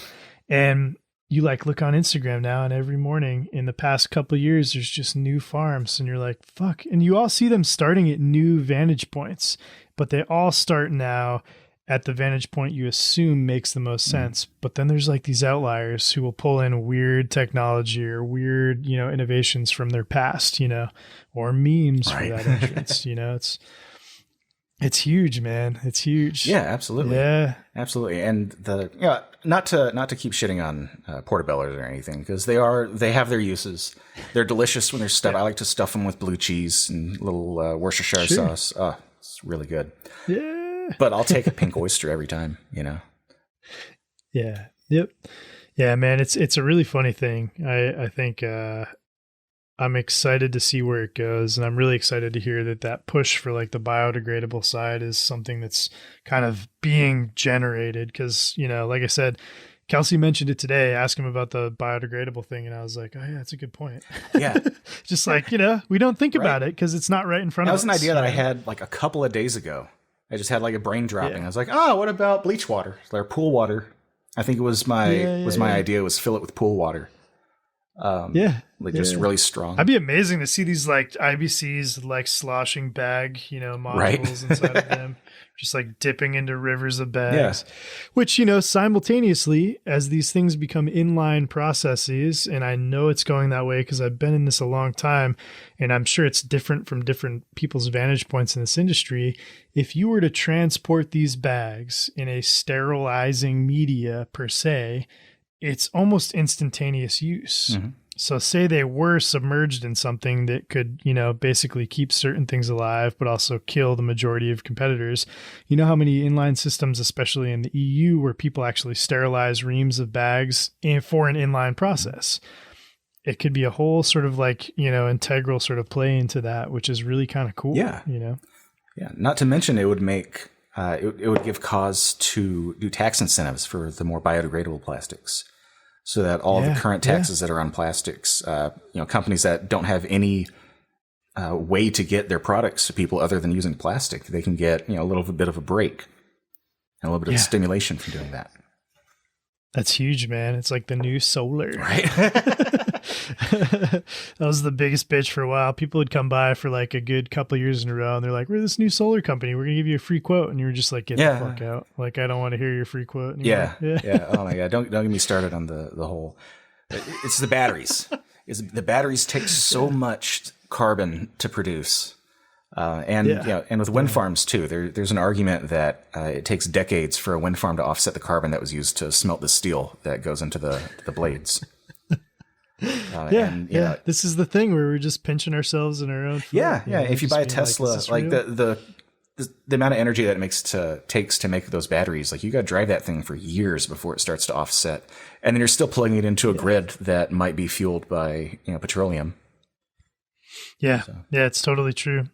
It's a fascinating thing, and I was just having a conversation with my friend about it, and I always express this envy for people who are in the ones and zeros world, because I'm in such a tangible, like physical product movement world. And as you are in Unicorn, you kind of forget how implicitly amazing computer-based technology is when it has zero bearing on a physical product. So people who are like generating PDFs or like using energy to do these things, their work and their content is essentially fucking useless if the grid goes down. All of their work goes away in a flash. And I don't think there's anything fucking cooler than that. Like, I really don't. I'm like, that's far out, Like, how many people can say that their work goes away with a flick of a switch, That's really fucking cool, And people will like look at me when I say that to them if they're like a computer programmer, like I'm making a slide, and I'm like, no, man, like I really do think that's genuinely awesome. And if you haven't thought about it, you should. Well, because you have the potential for infinite economic growth. I mean, you look at video games that have an in-game currency, like for example, EVE Online. People make tens of thousands of dollars a year just playing video games. Because there's insane, man. My girlfriend's kiddo is like into that world. So I bought him like a podcast mic, and he's got a setup with a gaming computer, which is all new to me. Like I'm not in that world. I'm so business focused, and I just see it. And he's like telling me about all these people who make, hundreds of thousands of dollars just like doing that. I'm like, what the fuck? Yeah. It's one of those things. It's kind of like, I guess it's anything entertainment industry based, where it's really hard to get your foot in the door. But once you're there, you're live for forever. Just don't fuck it up and tell a really racist joke at the wrong time. Don't take a lot of Ambien. That's how old Hollywood has done it. Yeah, don't take a lot of Ambien. Try a psychedelic mushroom. Yeah. Jesus. I don't know, man. I still, at the end of the day, like I get so fogged out for most of the stuff that I have to go like do a physical thing and like, make a motorcycle or run a lathe or a mill. Cause you bug out realizing that so much of our focus is on something that really is just fake. It's this weird aura, but it's very important at the same time. Yeah. It's what caused the globalization that allows this type of work to flourish. Yeah, most definitely. Yeah, that's pretty incredible. Well, on a personal standpoint, what is your sort of other motivations in this world other than just mushroom bags and sustainability? Is there other stuff that sort of keeps you drumming in that same fashion? I just want to teach. I would like. Okay, so you're an educator at heart? I like bringing new information to light. New shit to light, man. Yeah. Yeah, it's huge. Yeah. That's very so cool. I've, like I said, the conference and everything. I'm looking for other conferences to get involved with that as well. I got some cool stuff on the horizon, but for now, all of my energy is being devoted to unicorn bags. I'm trying to get another vector. Well, this will also fund the research. Is just selling pre-sterilized grain bags and things like that. I'm not, I won't be getting a discount or anything like that. So it's not like there's an unfair advantage or anything like that. But just the amount of people who have messaged me asking if I sell smaller quantities or pre-sterilized bags or anything like that. And, officially, our policy is, we have tons of wonderful vendors. Eric Myers sells almost at cost. So there's a very interesting way that I'm going to be going about that. But the end result is almost all of the profit from that is going to be going towards funding that research. I would like to get it selling to the point where I can give research grants to people. Sure. And then if anybody wants to go in on some biodegradable bags, I'll absolutely do the networking and the coordination to get some people who only have X amount of money to get certain bags. Because the warehouse is completely, we're 2 weeks behind on all of our orders and have been since the start of COVID. It's just been slammed. So that's why I think most of us have been ordering pallets at a time because we're just like, if we don't, we're not going to order half a pallet at a time. It's out of fear, but it's also out of understanding that like you got to look forward a little bit. Yeah. So they don't really have the bandwidth to handle this an experiment like this or whatever. But I'm making memes from home. I can slap a couple of dozen bags in the couple of totes. I like it, dude. I like it. That's really cool. Are you going to sort of push these symposiums or gatherings or whatever group Zoom things in a fashion that's sort of equipped to work within the confines of Unicorn? Or are you going to try to do them on your own, or is it sort of? I'm going to. I mean, that's up to Lou, because at the end of the day, this is his company, and I'm not going to advertise for anything that he's not into. So that's the buck stops with him, basically. I'd like to expand out and do all that. I think that it would be a really good way to build community and solidify our relationship with said community. Yeah. So so hopefully there's going to be a lot of cool stuff coming out soon about that. That's great, man. That's great. I'm glad to hear it. That's, been this podcast. It's been a lot of like what people are sort of putting out there in these sort of COVID based times. It's a direct symptom of obviously being stuck inside for the most part, not interacting and traveling as much as we used to. But it's also, it's kind of exciting to see how many people are like brewing things in the background and just like, and then exposing them like slowly, like companies like Unicorn. I would not have expected to pull in a meme dude. I just like didn't see that coming, man, which really, I think a lot of people did not see coming. They were like, what the fuck? These are amazing. So they never see me coming. Kudos to you, man. No, that's good. Though. You got to keep them on their toes, man. Yeah. That's great. Yeah. Well, Lou didn't see that coming either. I was, originally brought in just to dispel myths and just put out some cool like science stuff. And and like I said, one of them took off, and so I was like, all right, well, here's some more.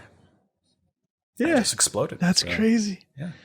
So going back to that initial conversation with him, was there like a meme in particular that he or you were extremely excited about that sort of incentivized the push towards that? Because you see these like professional profiles where people will post up their products and they're finely photographed and 3D animated and this, that, and the other. Or then you see the meme accounts and you're like, both have their own plethora of like benefits. Yeah, absolutely. But was there a moment there where he was like, yeah, that's the direction? No. Really? He didn't. So I was giving him weekly updates on how well, like the analytics of all of our posts. Excuse me. And just like how well everything is done. I was like, oh well, this thing did well, but this didn't. Blah blah blah. And I started posting memes about that, and he didn't speak out. He didn't oppose it, and so I just kind of ran with it. And everything has taken off since then. We just hit 5,000 on Instagram. Fuck yeah, man. And that's after getting the Zuck, after the Banhammer happened. I'm not sure if you're aware of this. We got banned from Instagram for like 3 days. Oh, I have no.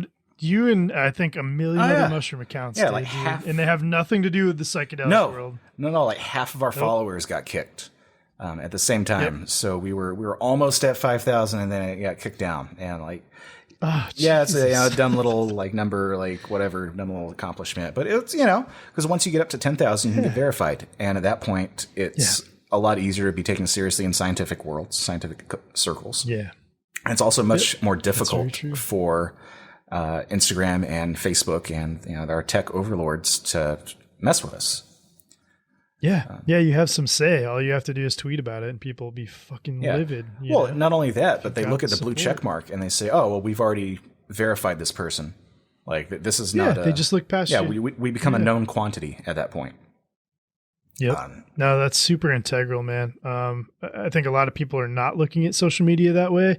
But a lot of people who are in that world of trying to like make up their own business decisions and how they approach a following and a sort of generation of an audience have to look at that implicit design of those stupid fucking frameworks that Instagram and Facebook force us into, you know? And it is what it is. And the biggest advice that I could give for anybody who's trying to get their account back and everything is just keep emailing, keep being a pest. Because I appealed the decision 3 times before they finally were like, oh, okay, well, we don't allow anything illegal, blah, blah, blah, but we will be restoring your account. I'm like, okay, fine. Jesus.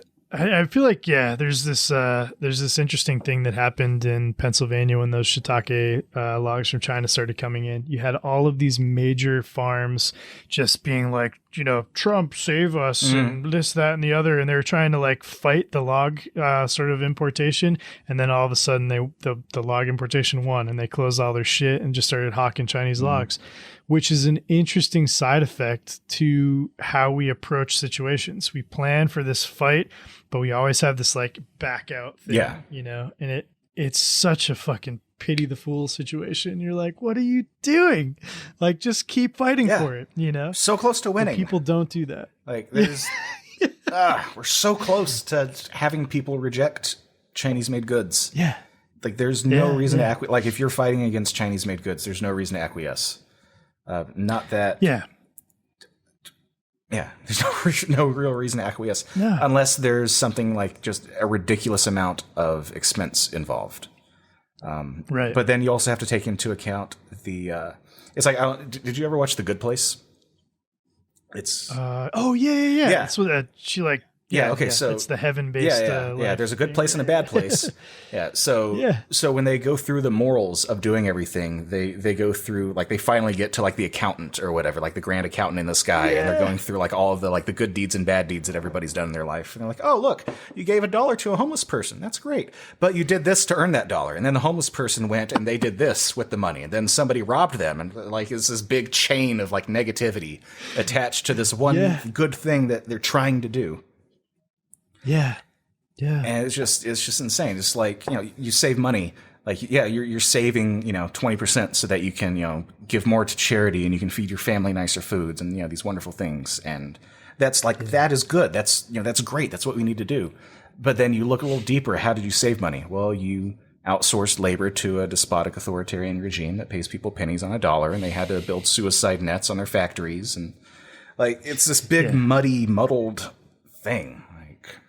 Yeah, it's scary to present that to the opposers of it as well, and the people who are just arguing for argument's sake. But when you oppose the importation of cheap shit fucking products, there's inevitable vindication when your company grows during a fucking pandemic. And the mushroom industry has seen that. And I don't know if you guys have seen that in terms of if you were aware of where Unicorn was at or where they're at now in comparison. But I think it's been across the board, if I'm not mistaken. And it seems like it's only headed for more growth. Because suddenly people realize that it's not the most difficult thing in the world. Now that we have good information and reliable techniques, it's something that almost anybody can jump into. With a couple $100, get a pressure cooker and an impulse sealer. And actually, we just came out with a type of scissor clip that you just go to the hardware store and you get a bolt and a nut, and you make a scissor clip that you don't even have to impulse seal. It'll seal the bag after the fact. After the steam vacuum creates the seal. Yeah. Yeah, I shit you not. That's really fucking wild. Yeah. I mean, there's all these implications to this industry that, like, you don't even think how bags can adapt to an entire process, which is where my mind goes, which is like, okay, inline extruders for inline substrate production or spawn production to things like that, to Ziploc versions of a fucking unicorn bag, you know? There's so many cool aspects that could just save so much fucking time. Mm-hmm.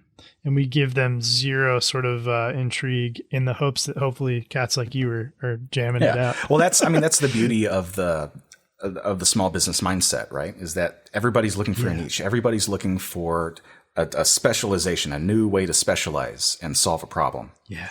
Because when you rely on these global entities, like going back to, not to keep shitting on the plastics industry, but when you go back to the plastics industry, you can shit on them. I mean, it's a free way. Right? Yeah. I mean, I don't want to be all like, oh, big plastic, but yeah, big plastic.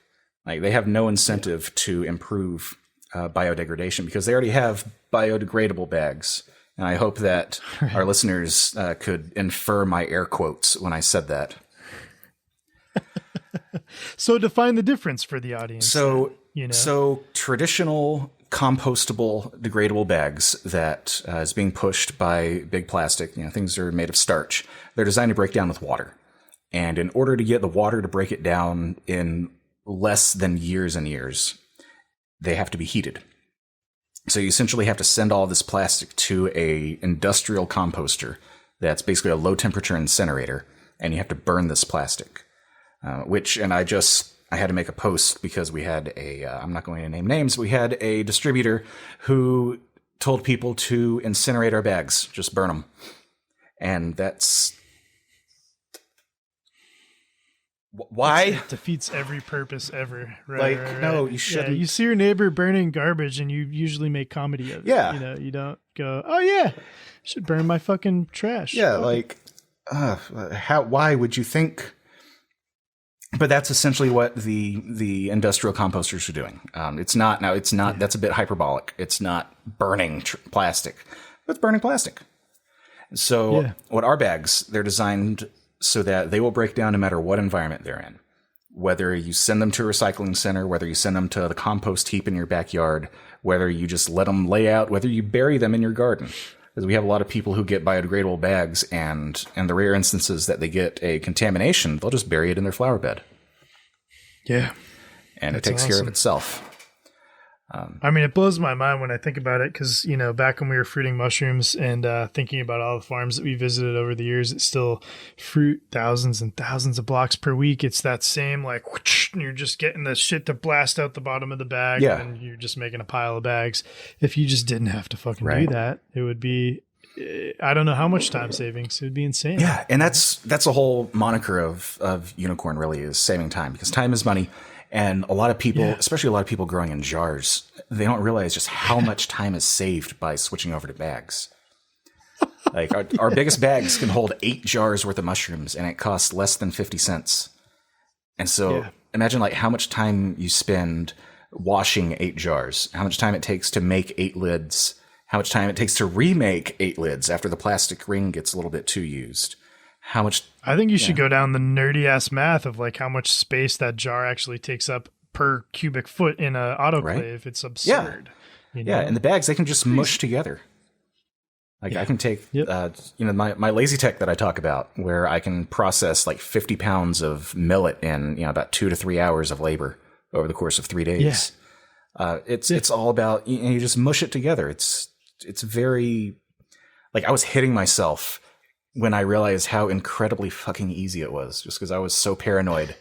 I was like, oh my God, I didn't do this thing. It's going to be ruined. And it wasn't. It was fine. It was cool. It wasn't. Yeah.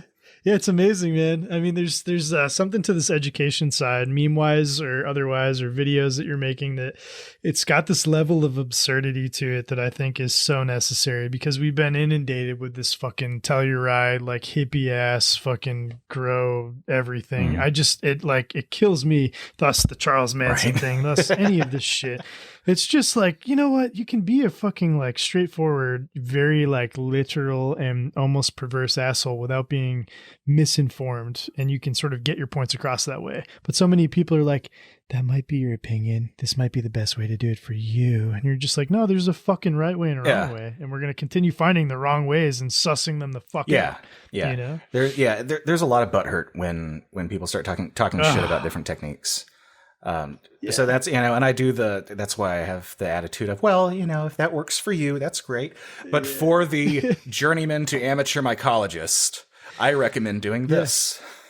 You know? Yeah. No, and I hate to say it, but you're not being nice, and that's a good thing. No. There's this verbiage in those comments that I think is, you know, I'm of the mindset of like, don't read the comments. I don't give a shit, but I've read them all from the unicorn side ever since you started doing this. Cause it's like, thank God, like somebody's fucking just like saying this stuff in an application that's not affecting their business in a negative way. It's actually like, it's propelling it forward. Yeah. This is like, well, if you want to use Tyvek sleeves, okay, but there's no benefit to doing that. You risk contamination. And here's how steam works. Here's a little physics lesson. You know, steam takes up 1,000 times more space than air. So when you replace than water. So when you replace that water with steam, you're going to make a giant vacuum as it cools down. Like, this is how it works. It's crazy, man. I mean, there's a certain level of intellect that has to go into, you know, the modern day mycologist or amateur mycologist. And, you know, I didn't come from a background of, you know, mycology. I was a fucking painter, an art student, you know. But the more you're in this stuff, the more you realize that if you have the sort of brain mindset that is able to sort of analyze different variables all at once, you're not going to be butthurt by somebody being like, what the fuck are you doing? Because we're all caught off guard when we do something wrong. We're like, whoa, why was I doing it that way? I have no idea. Yeah. I, for one, definitely use Tyvek fucking sleeves, man. You know, that's just what you did back then because somebody said to. I did the Roger Rabbit method of putting, you know, the jar lids on upside down. Like, there's, you know. And wondered why there's so much trichoderma in my fucking first house. Yeah, we're doing, you know, everybody's doing the best they can. And so I'm not, like, I don't slight people until they get shitty with me.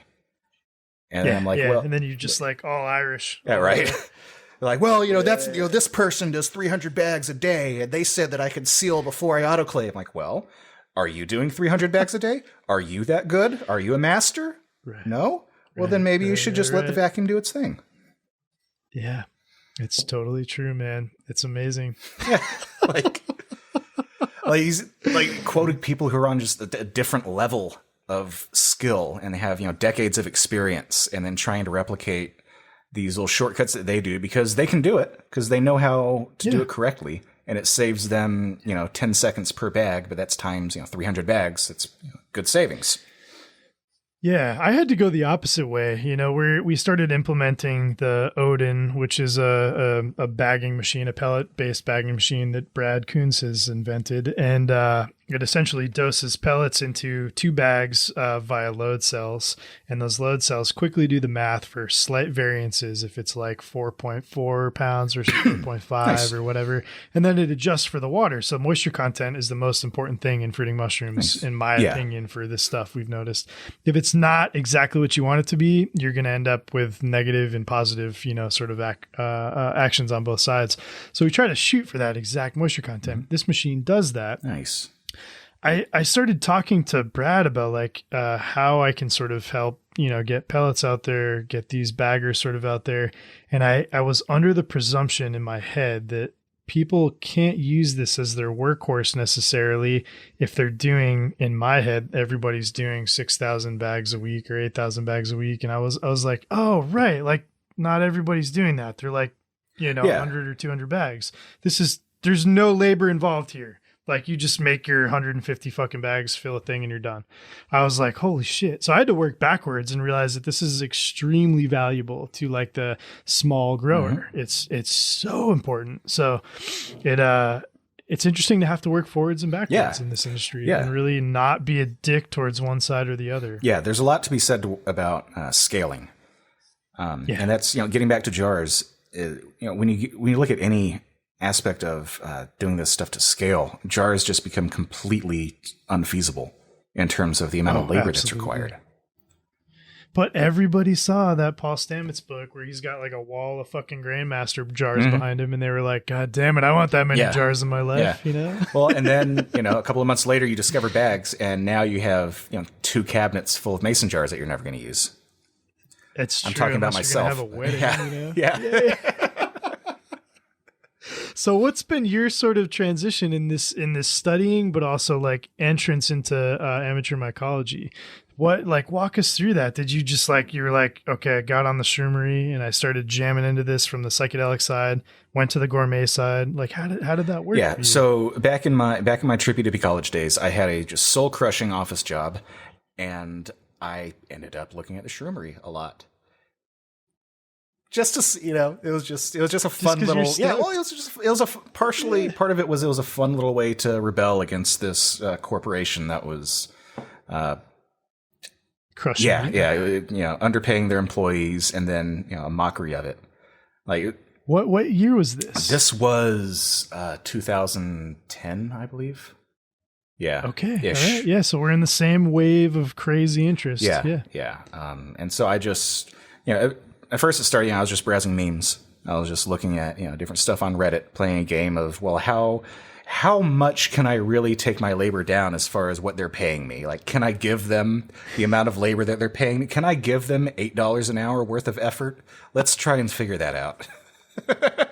Oh my goodness. Yes. And so, because as long as you meet quota, they don't care. So it's like, well, I'll knock everything out in 4 hours, and then I got 4 more hours of my shift. Well, fucking shroomery. Yeah.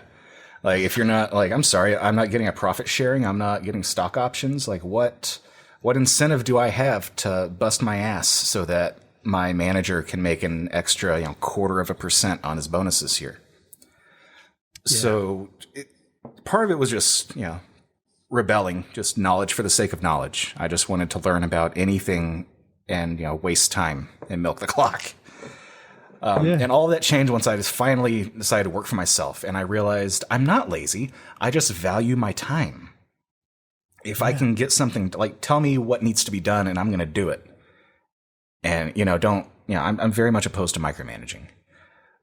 So when I got on Shroomery and I started looking at all of this stuff, I started realizing that it's, first of all, it felt like there was a lot of superstitions involved, because you go to any thread and you'll see conflicting information. So, a decade later, when I got involved with unicorn bags, that was one of the main things that, like I said, I wanted to dispel the myths. Excuse me. But also a really easy way to create content was I decided to just start growing in unicorn bags. Yeah. So I asked Lou, and that might have endeared me to him a little bit more, was when I asked Lou for some bags that he had. I was like, hey, you got anything just on hand? I want to try this out. And so he gave me like a ream of 10 teas, and those have been my go-to bag ever since. They're my little Goldilocks bag. They're just right, as far as I'm concerned. Okay. But that's what started. It was content creation. I had an old iPhone that it was recent enough that the OS had the slow motion camera app on it, or not slow motion, the time lapse. Oh, okay. Both are awesome. Yeah, both are. And it's there's no better spare camera than just, oh, hey, I have this in my sock drawer. All right, cool. Yeah. So that's how that started out. I have some lion's mane. I'm actually doing a little experiment. Rather than cleaning out my fogger, I just poured some bleach in there. I'm going to see if the mushrooms live. Fuck it. It's amazing, man. A lot of mushroom farms use ClO2 non-activated in their lines for misting. So they just have little peristaltic pumps that bring in just a little bit. It cleans the lines, but it also, in high pressure misting situations, allows you to filter the water and the air and then chemically treat it at the same time. And so long as it's not active and you're not fogging activated ClO2 that's going to basically kill you at some degree, you're fine. And ClO2 is just it's an extension of bleach, basically. So I have it. It's I put in the disinfectant amount, the 3 tablespoons or whatever. And then I just dumped in 12 more gallons of water on top of that. So it's that's awesome. It smells like a pool when I go into my garage, but the mushrooms don't seem to mind. I just harvested a giant bouquet of blue oysters that have been just dumping fruit bodies since November. I just awesome. like, I'm so fucking charmed by it. I haven't like brought myself to cut it down and, throw them away or bury them or anything. And it's like, no, you keep going. I'm like I said, I'm just charmed. Like, dude, my favorite people that come by here, like, and they'll get a block, and they're always just people who like, you're like, what the fuck are you doing growing mushrooms? There's this lady, we call her the compost lady, because like every few days she'll come by and she'll just like dig through our compost and like fill up her minivan, and there's like 4 of us just standing outside staring at her. It's like a total fucking Letterkenny skit.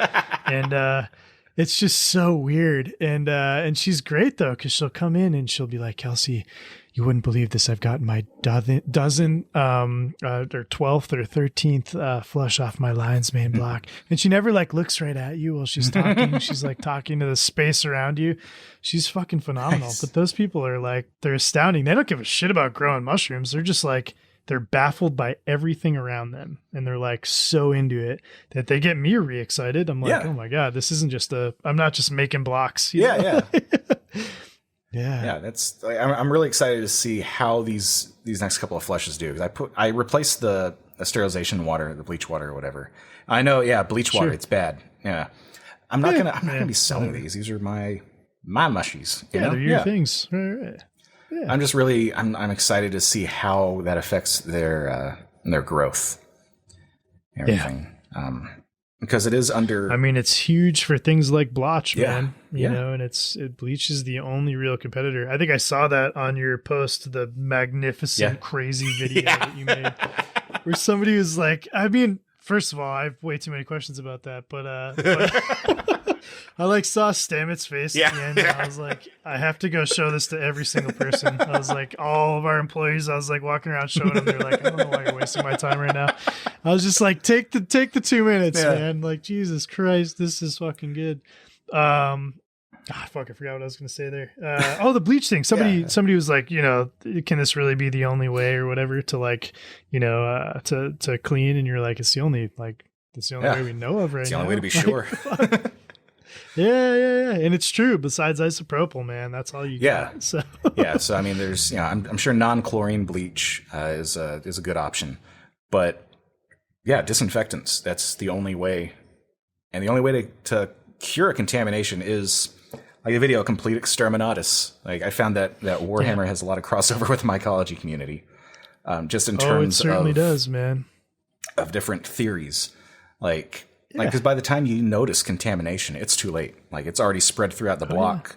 Like, if you're growing for commercial use or reselling, there's a very, very fine line to be walked there. So the only guaranteed method of not selling people, something that might have black mold on it or alpha toxins or any of these, like, this crazy shit, is you just gotta throw it away, cover it in bleach, bury it. Because trichoderm is a soil bacteria. Like, it's a soil biome, not bacteria, but it's a soil.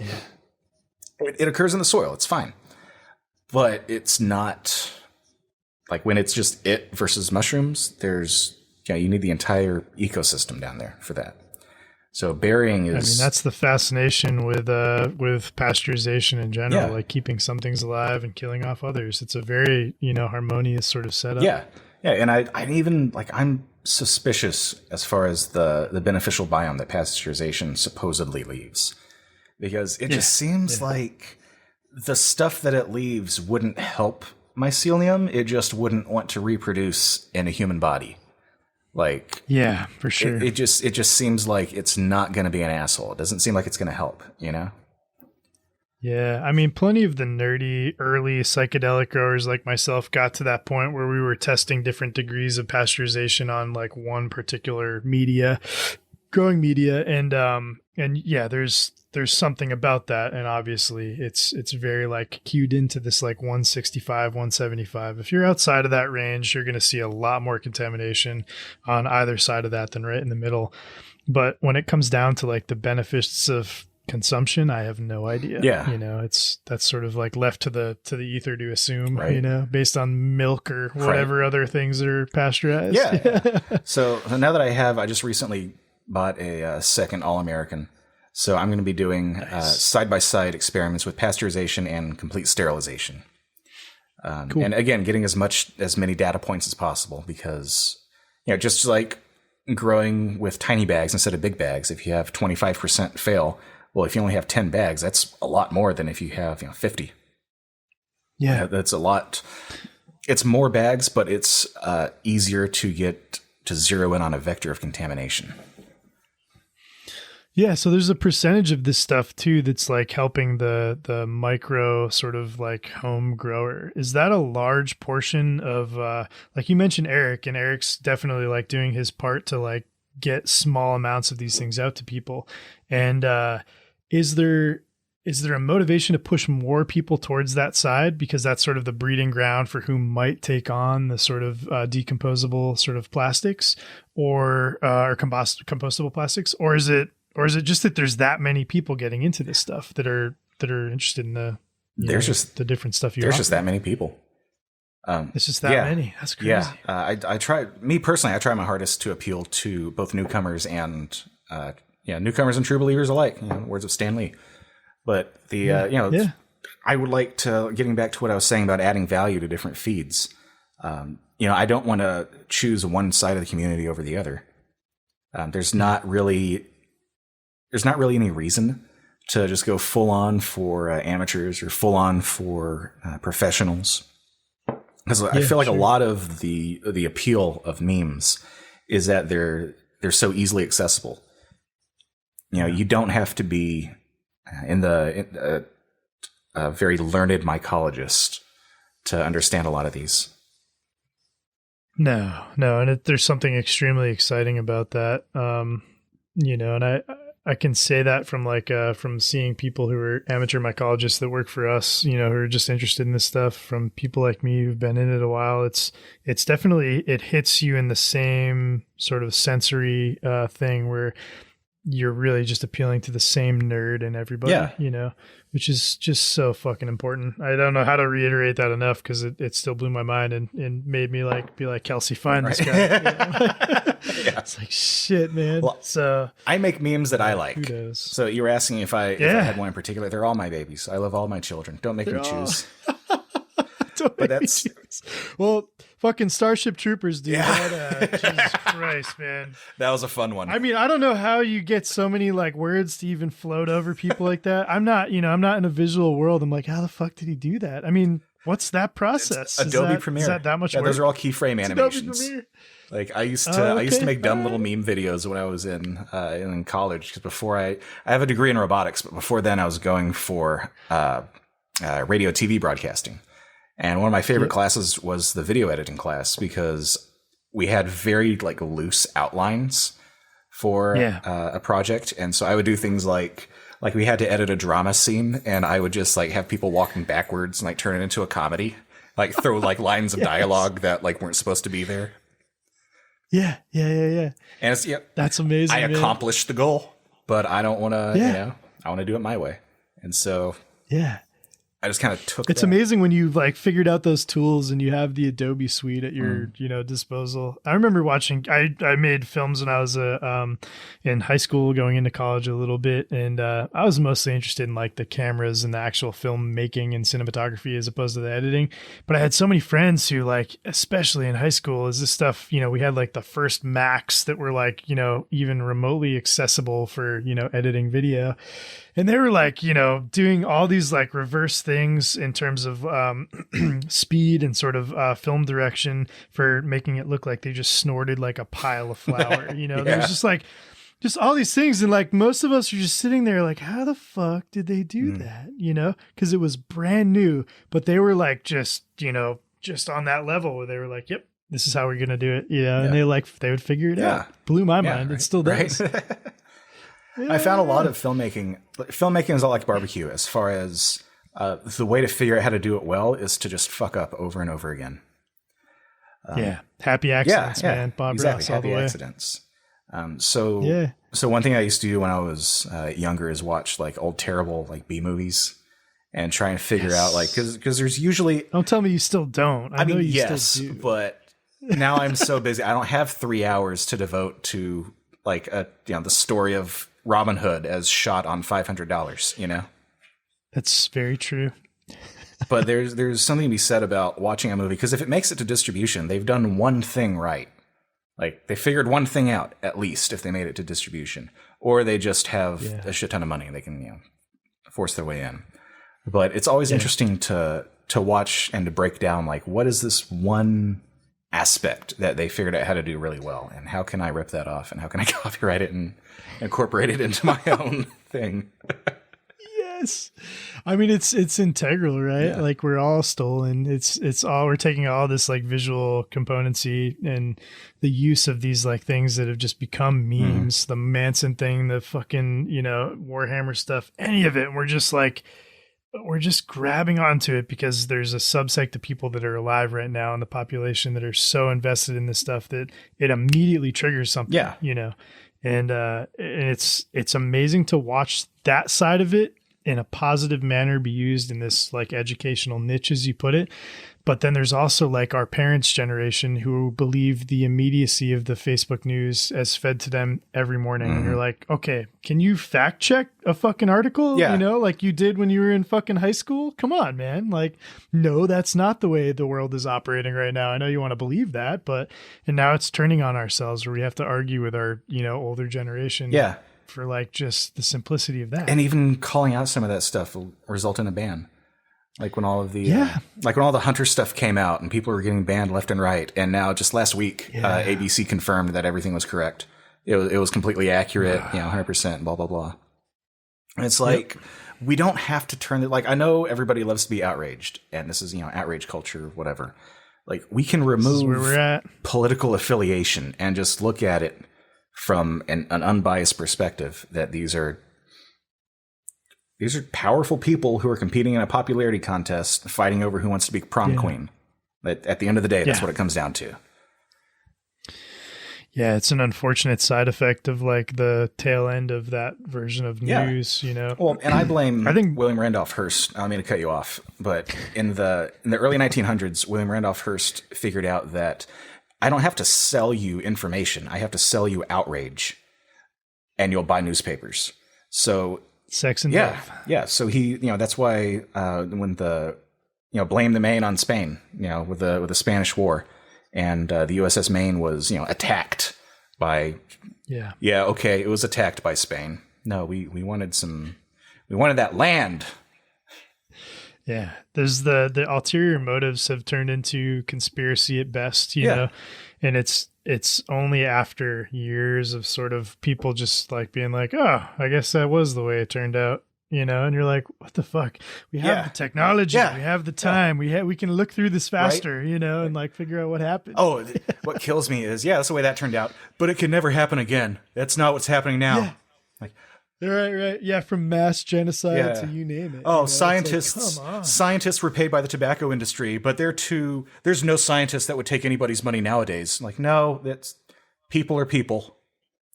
Dude, if we can find the exact geographical coordinates of Shia LaBeouf based on some sound fucking clip. I mean, like, we can do anything. And the fact is, that was like a genomic fucking wow. Yes. Like, holy shit. How many people figured that fucking out as fast as they did? Less than 48 hours. Like, I think was it less than 48? The fastest one, they did like 5 seasons of just the greatest capture the flag game of all time. Internet Historian has an amazing like series on it that I recommend anybody watch. Good. I gotta watch it. That's Internet amazing, Historian. He Will Not Divide Us, seasons 1 through 5. They're just the best capture the flag game of all time. And I think the shortest time was like 21 hours or something like that. Like, I want to say it was close to 24 hours that they figured all this out. I mean, there's people like looking at the triangulating star constellations and putting that next to like the routes of airplanes. Yeah. Well, I mean, like, look, like how much, if we have this, like this insane network of people who can figure this sort of stuff out. And then years later, we have, what's his name? Neil deGrasse Tyson being like sort of brought into the recapture and re-envision of the Titanic to make sure the fucking stars are right in the sky. We can get proper news to proper people in a timely fashion, but that's not what we're after. No, because we're after that shock value. Because there's 5 corporations that run all of the news for the entire country. And so if it's not going to make them money, they're not going to air it. Fuck no, man. It's sort of it's why I think most of the world has been rapidly turned on to podcasts and YouTube channels and these other very like intriguing enclaves of media and content generation, which is so cool. Absolutely. There's been a massive push. There was before, Trump came into office and just everything turned to shit. I don't want to get into the whole political thing. I hate them both. I don't have a dog. We're on in the this same fight. page. Yeah. But if you remember back to Obama's final term, there was a big push towards independent journalism and internet journalism, and just there's a giant exodus away from mainstream media that I yearn for that day to come around again. I mean, when the GameStop stock thing happened, I was so fucking happy. It was like week one of Occupy all over again. You had ANCAPs and ANCOMs like coming together to shit on Wall Street. It was amazing. It was heartwarming. Oh my! Nothing short of heartwarming. It was not only that, but there had to be like unfolding and basically unpacking articles for the layman to be like, what happened now? I was like, this is so good. My girlfriend pointed out to me. I was like, what happened with GameStop? I was like, what? And like quickly I got it based on a few things, but I had just been like, negligent of anything happening in the news. And I was like, that's fucking unreal. Yeah. Holy shit. Yeah. And then it's the TikTok thing from kids, like, and the whole downplay of, and not to bring politics in it, but, of mass buying of seats for different audiences. That was hilarious. Oh, dude. I mean, and so what it goes to show is we're after this like comedic value that's represented by what we've come from, The Daily Show, from all of these, Colbert Report, all these things that they make sense for us, And I'm saying us, people who are generating content and sort of generating these conceptual ideas and sharing them, it's all coming from that comedic standpoint and seeing like, how quiet can we be about this while we gently remind everybody who's still in control? Yeah. Yeah, exactly. It's like, it's like that old expression when something bad happens, you can laugh or you can cry.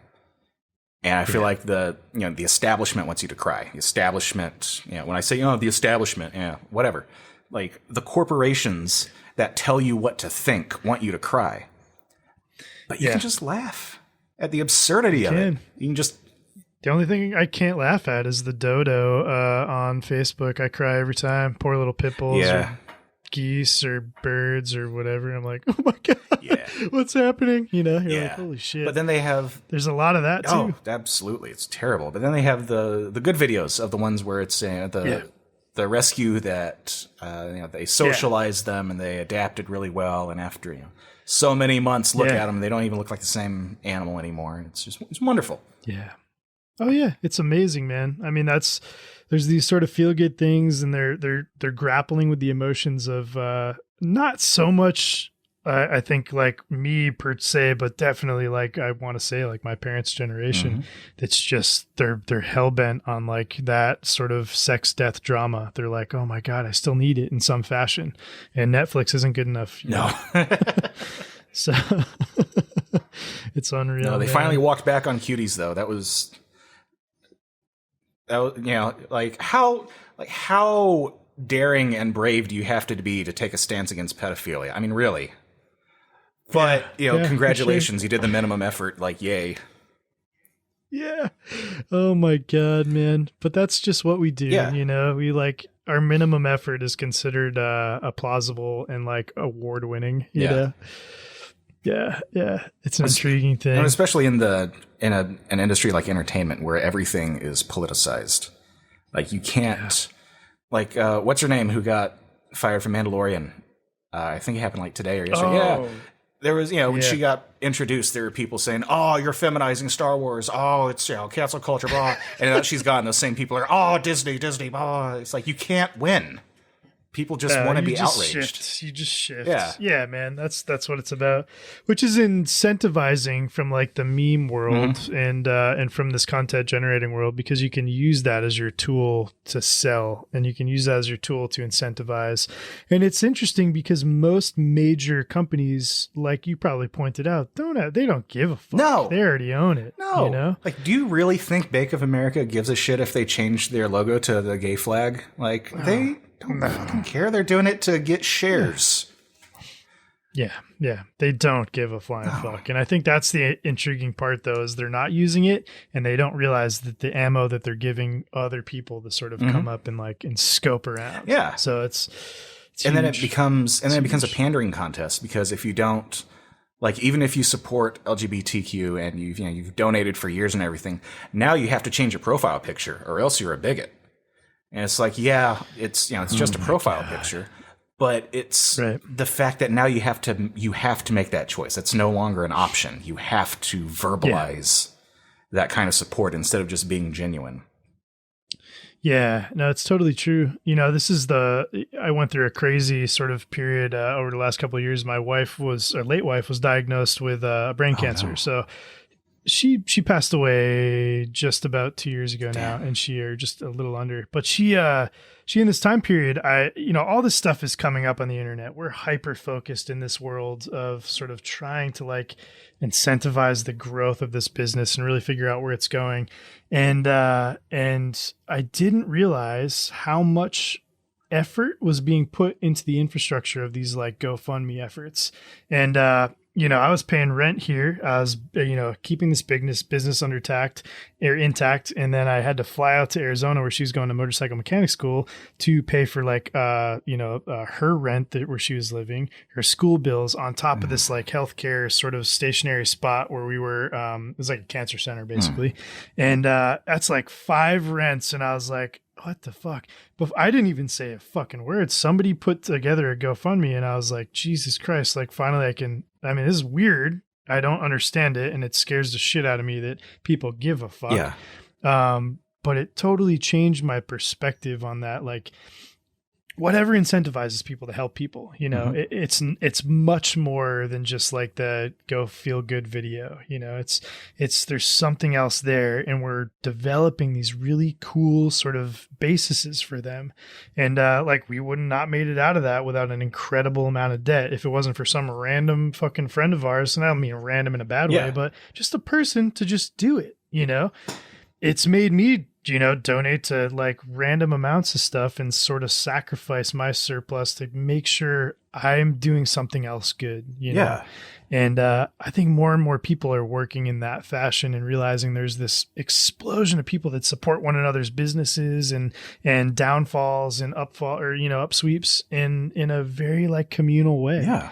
And it's incredible to see, it's really cool. Yeah, absolutely. And I think a lot of subscription-based services, especially in small businesses, they capitalize on that because it establishes a human connection. And when you look at most of these services, they're between $5 and $20 a month. So it's like someone's saying, "Hey, look at these services that I provide to you, and if you want to buy me a beer and a burger, it's $12 a month to." Continue with whatever.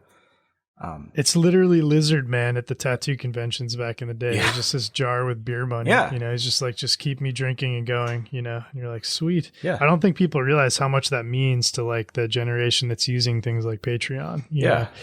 It's incredible, man. I mean, just to hear the Patreon story in general and understand that half of one of the co-founders there was making $500,000 a year on iTunes downloads alone. And then all of a sudden it got swept out from under him by Spotify, and Patreon was merely a reaction to that. It was fuck, how amazing is that? Yeah. It's incredible. And not that Spotify is this big demonic whatever, because they actually pay their artists more than Pandora or YouTube.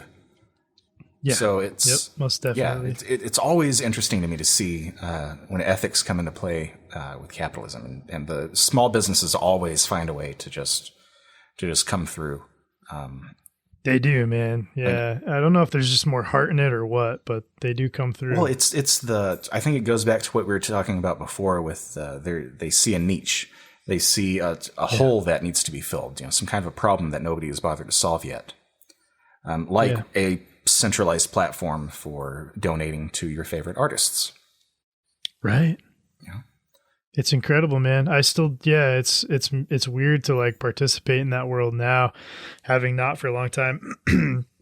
And just know that it's out there and people put it out there and you're like, if you really do enjoy that content, why the hell wouldn't you like donate to NPR? Why the hell wouldn't you like do these things? Yeah. You know, it's like, what the fuck?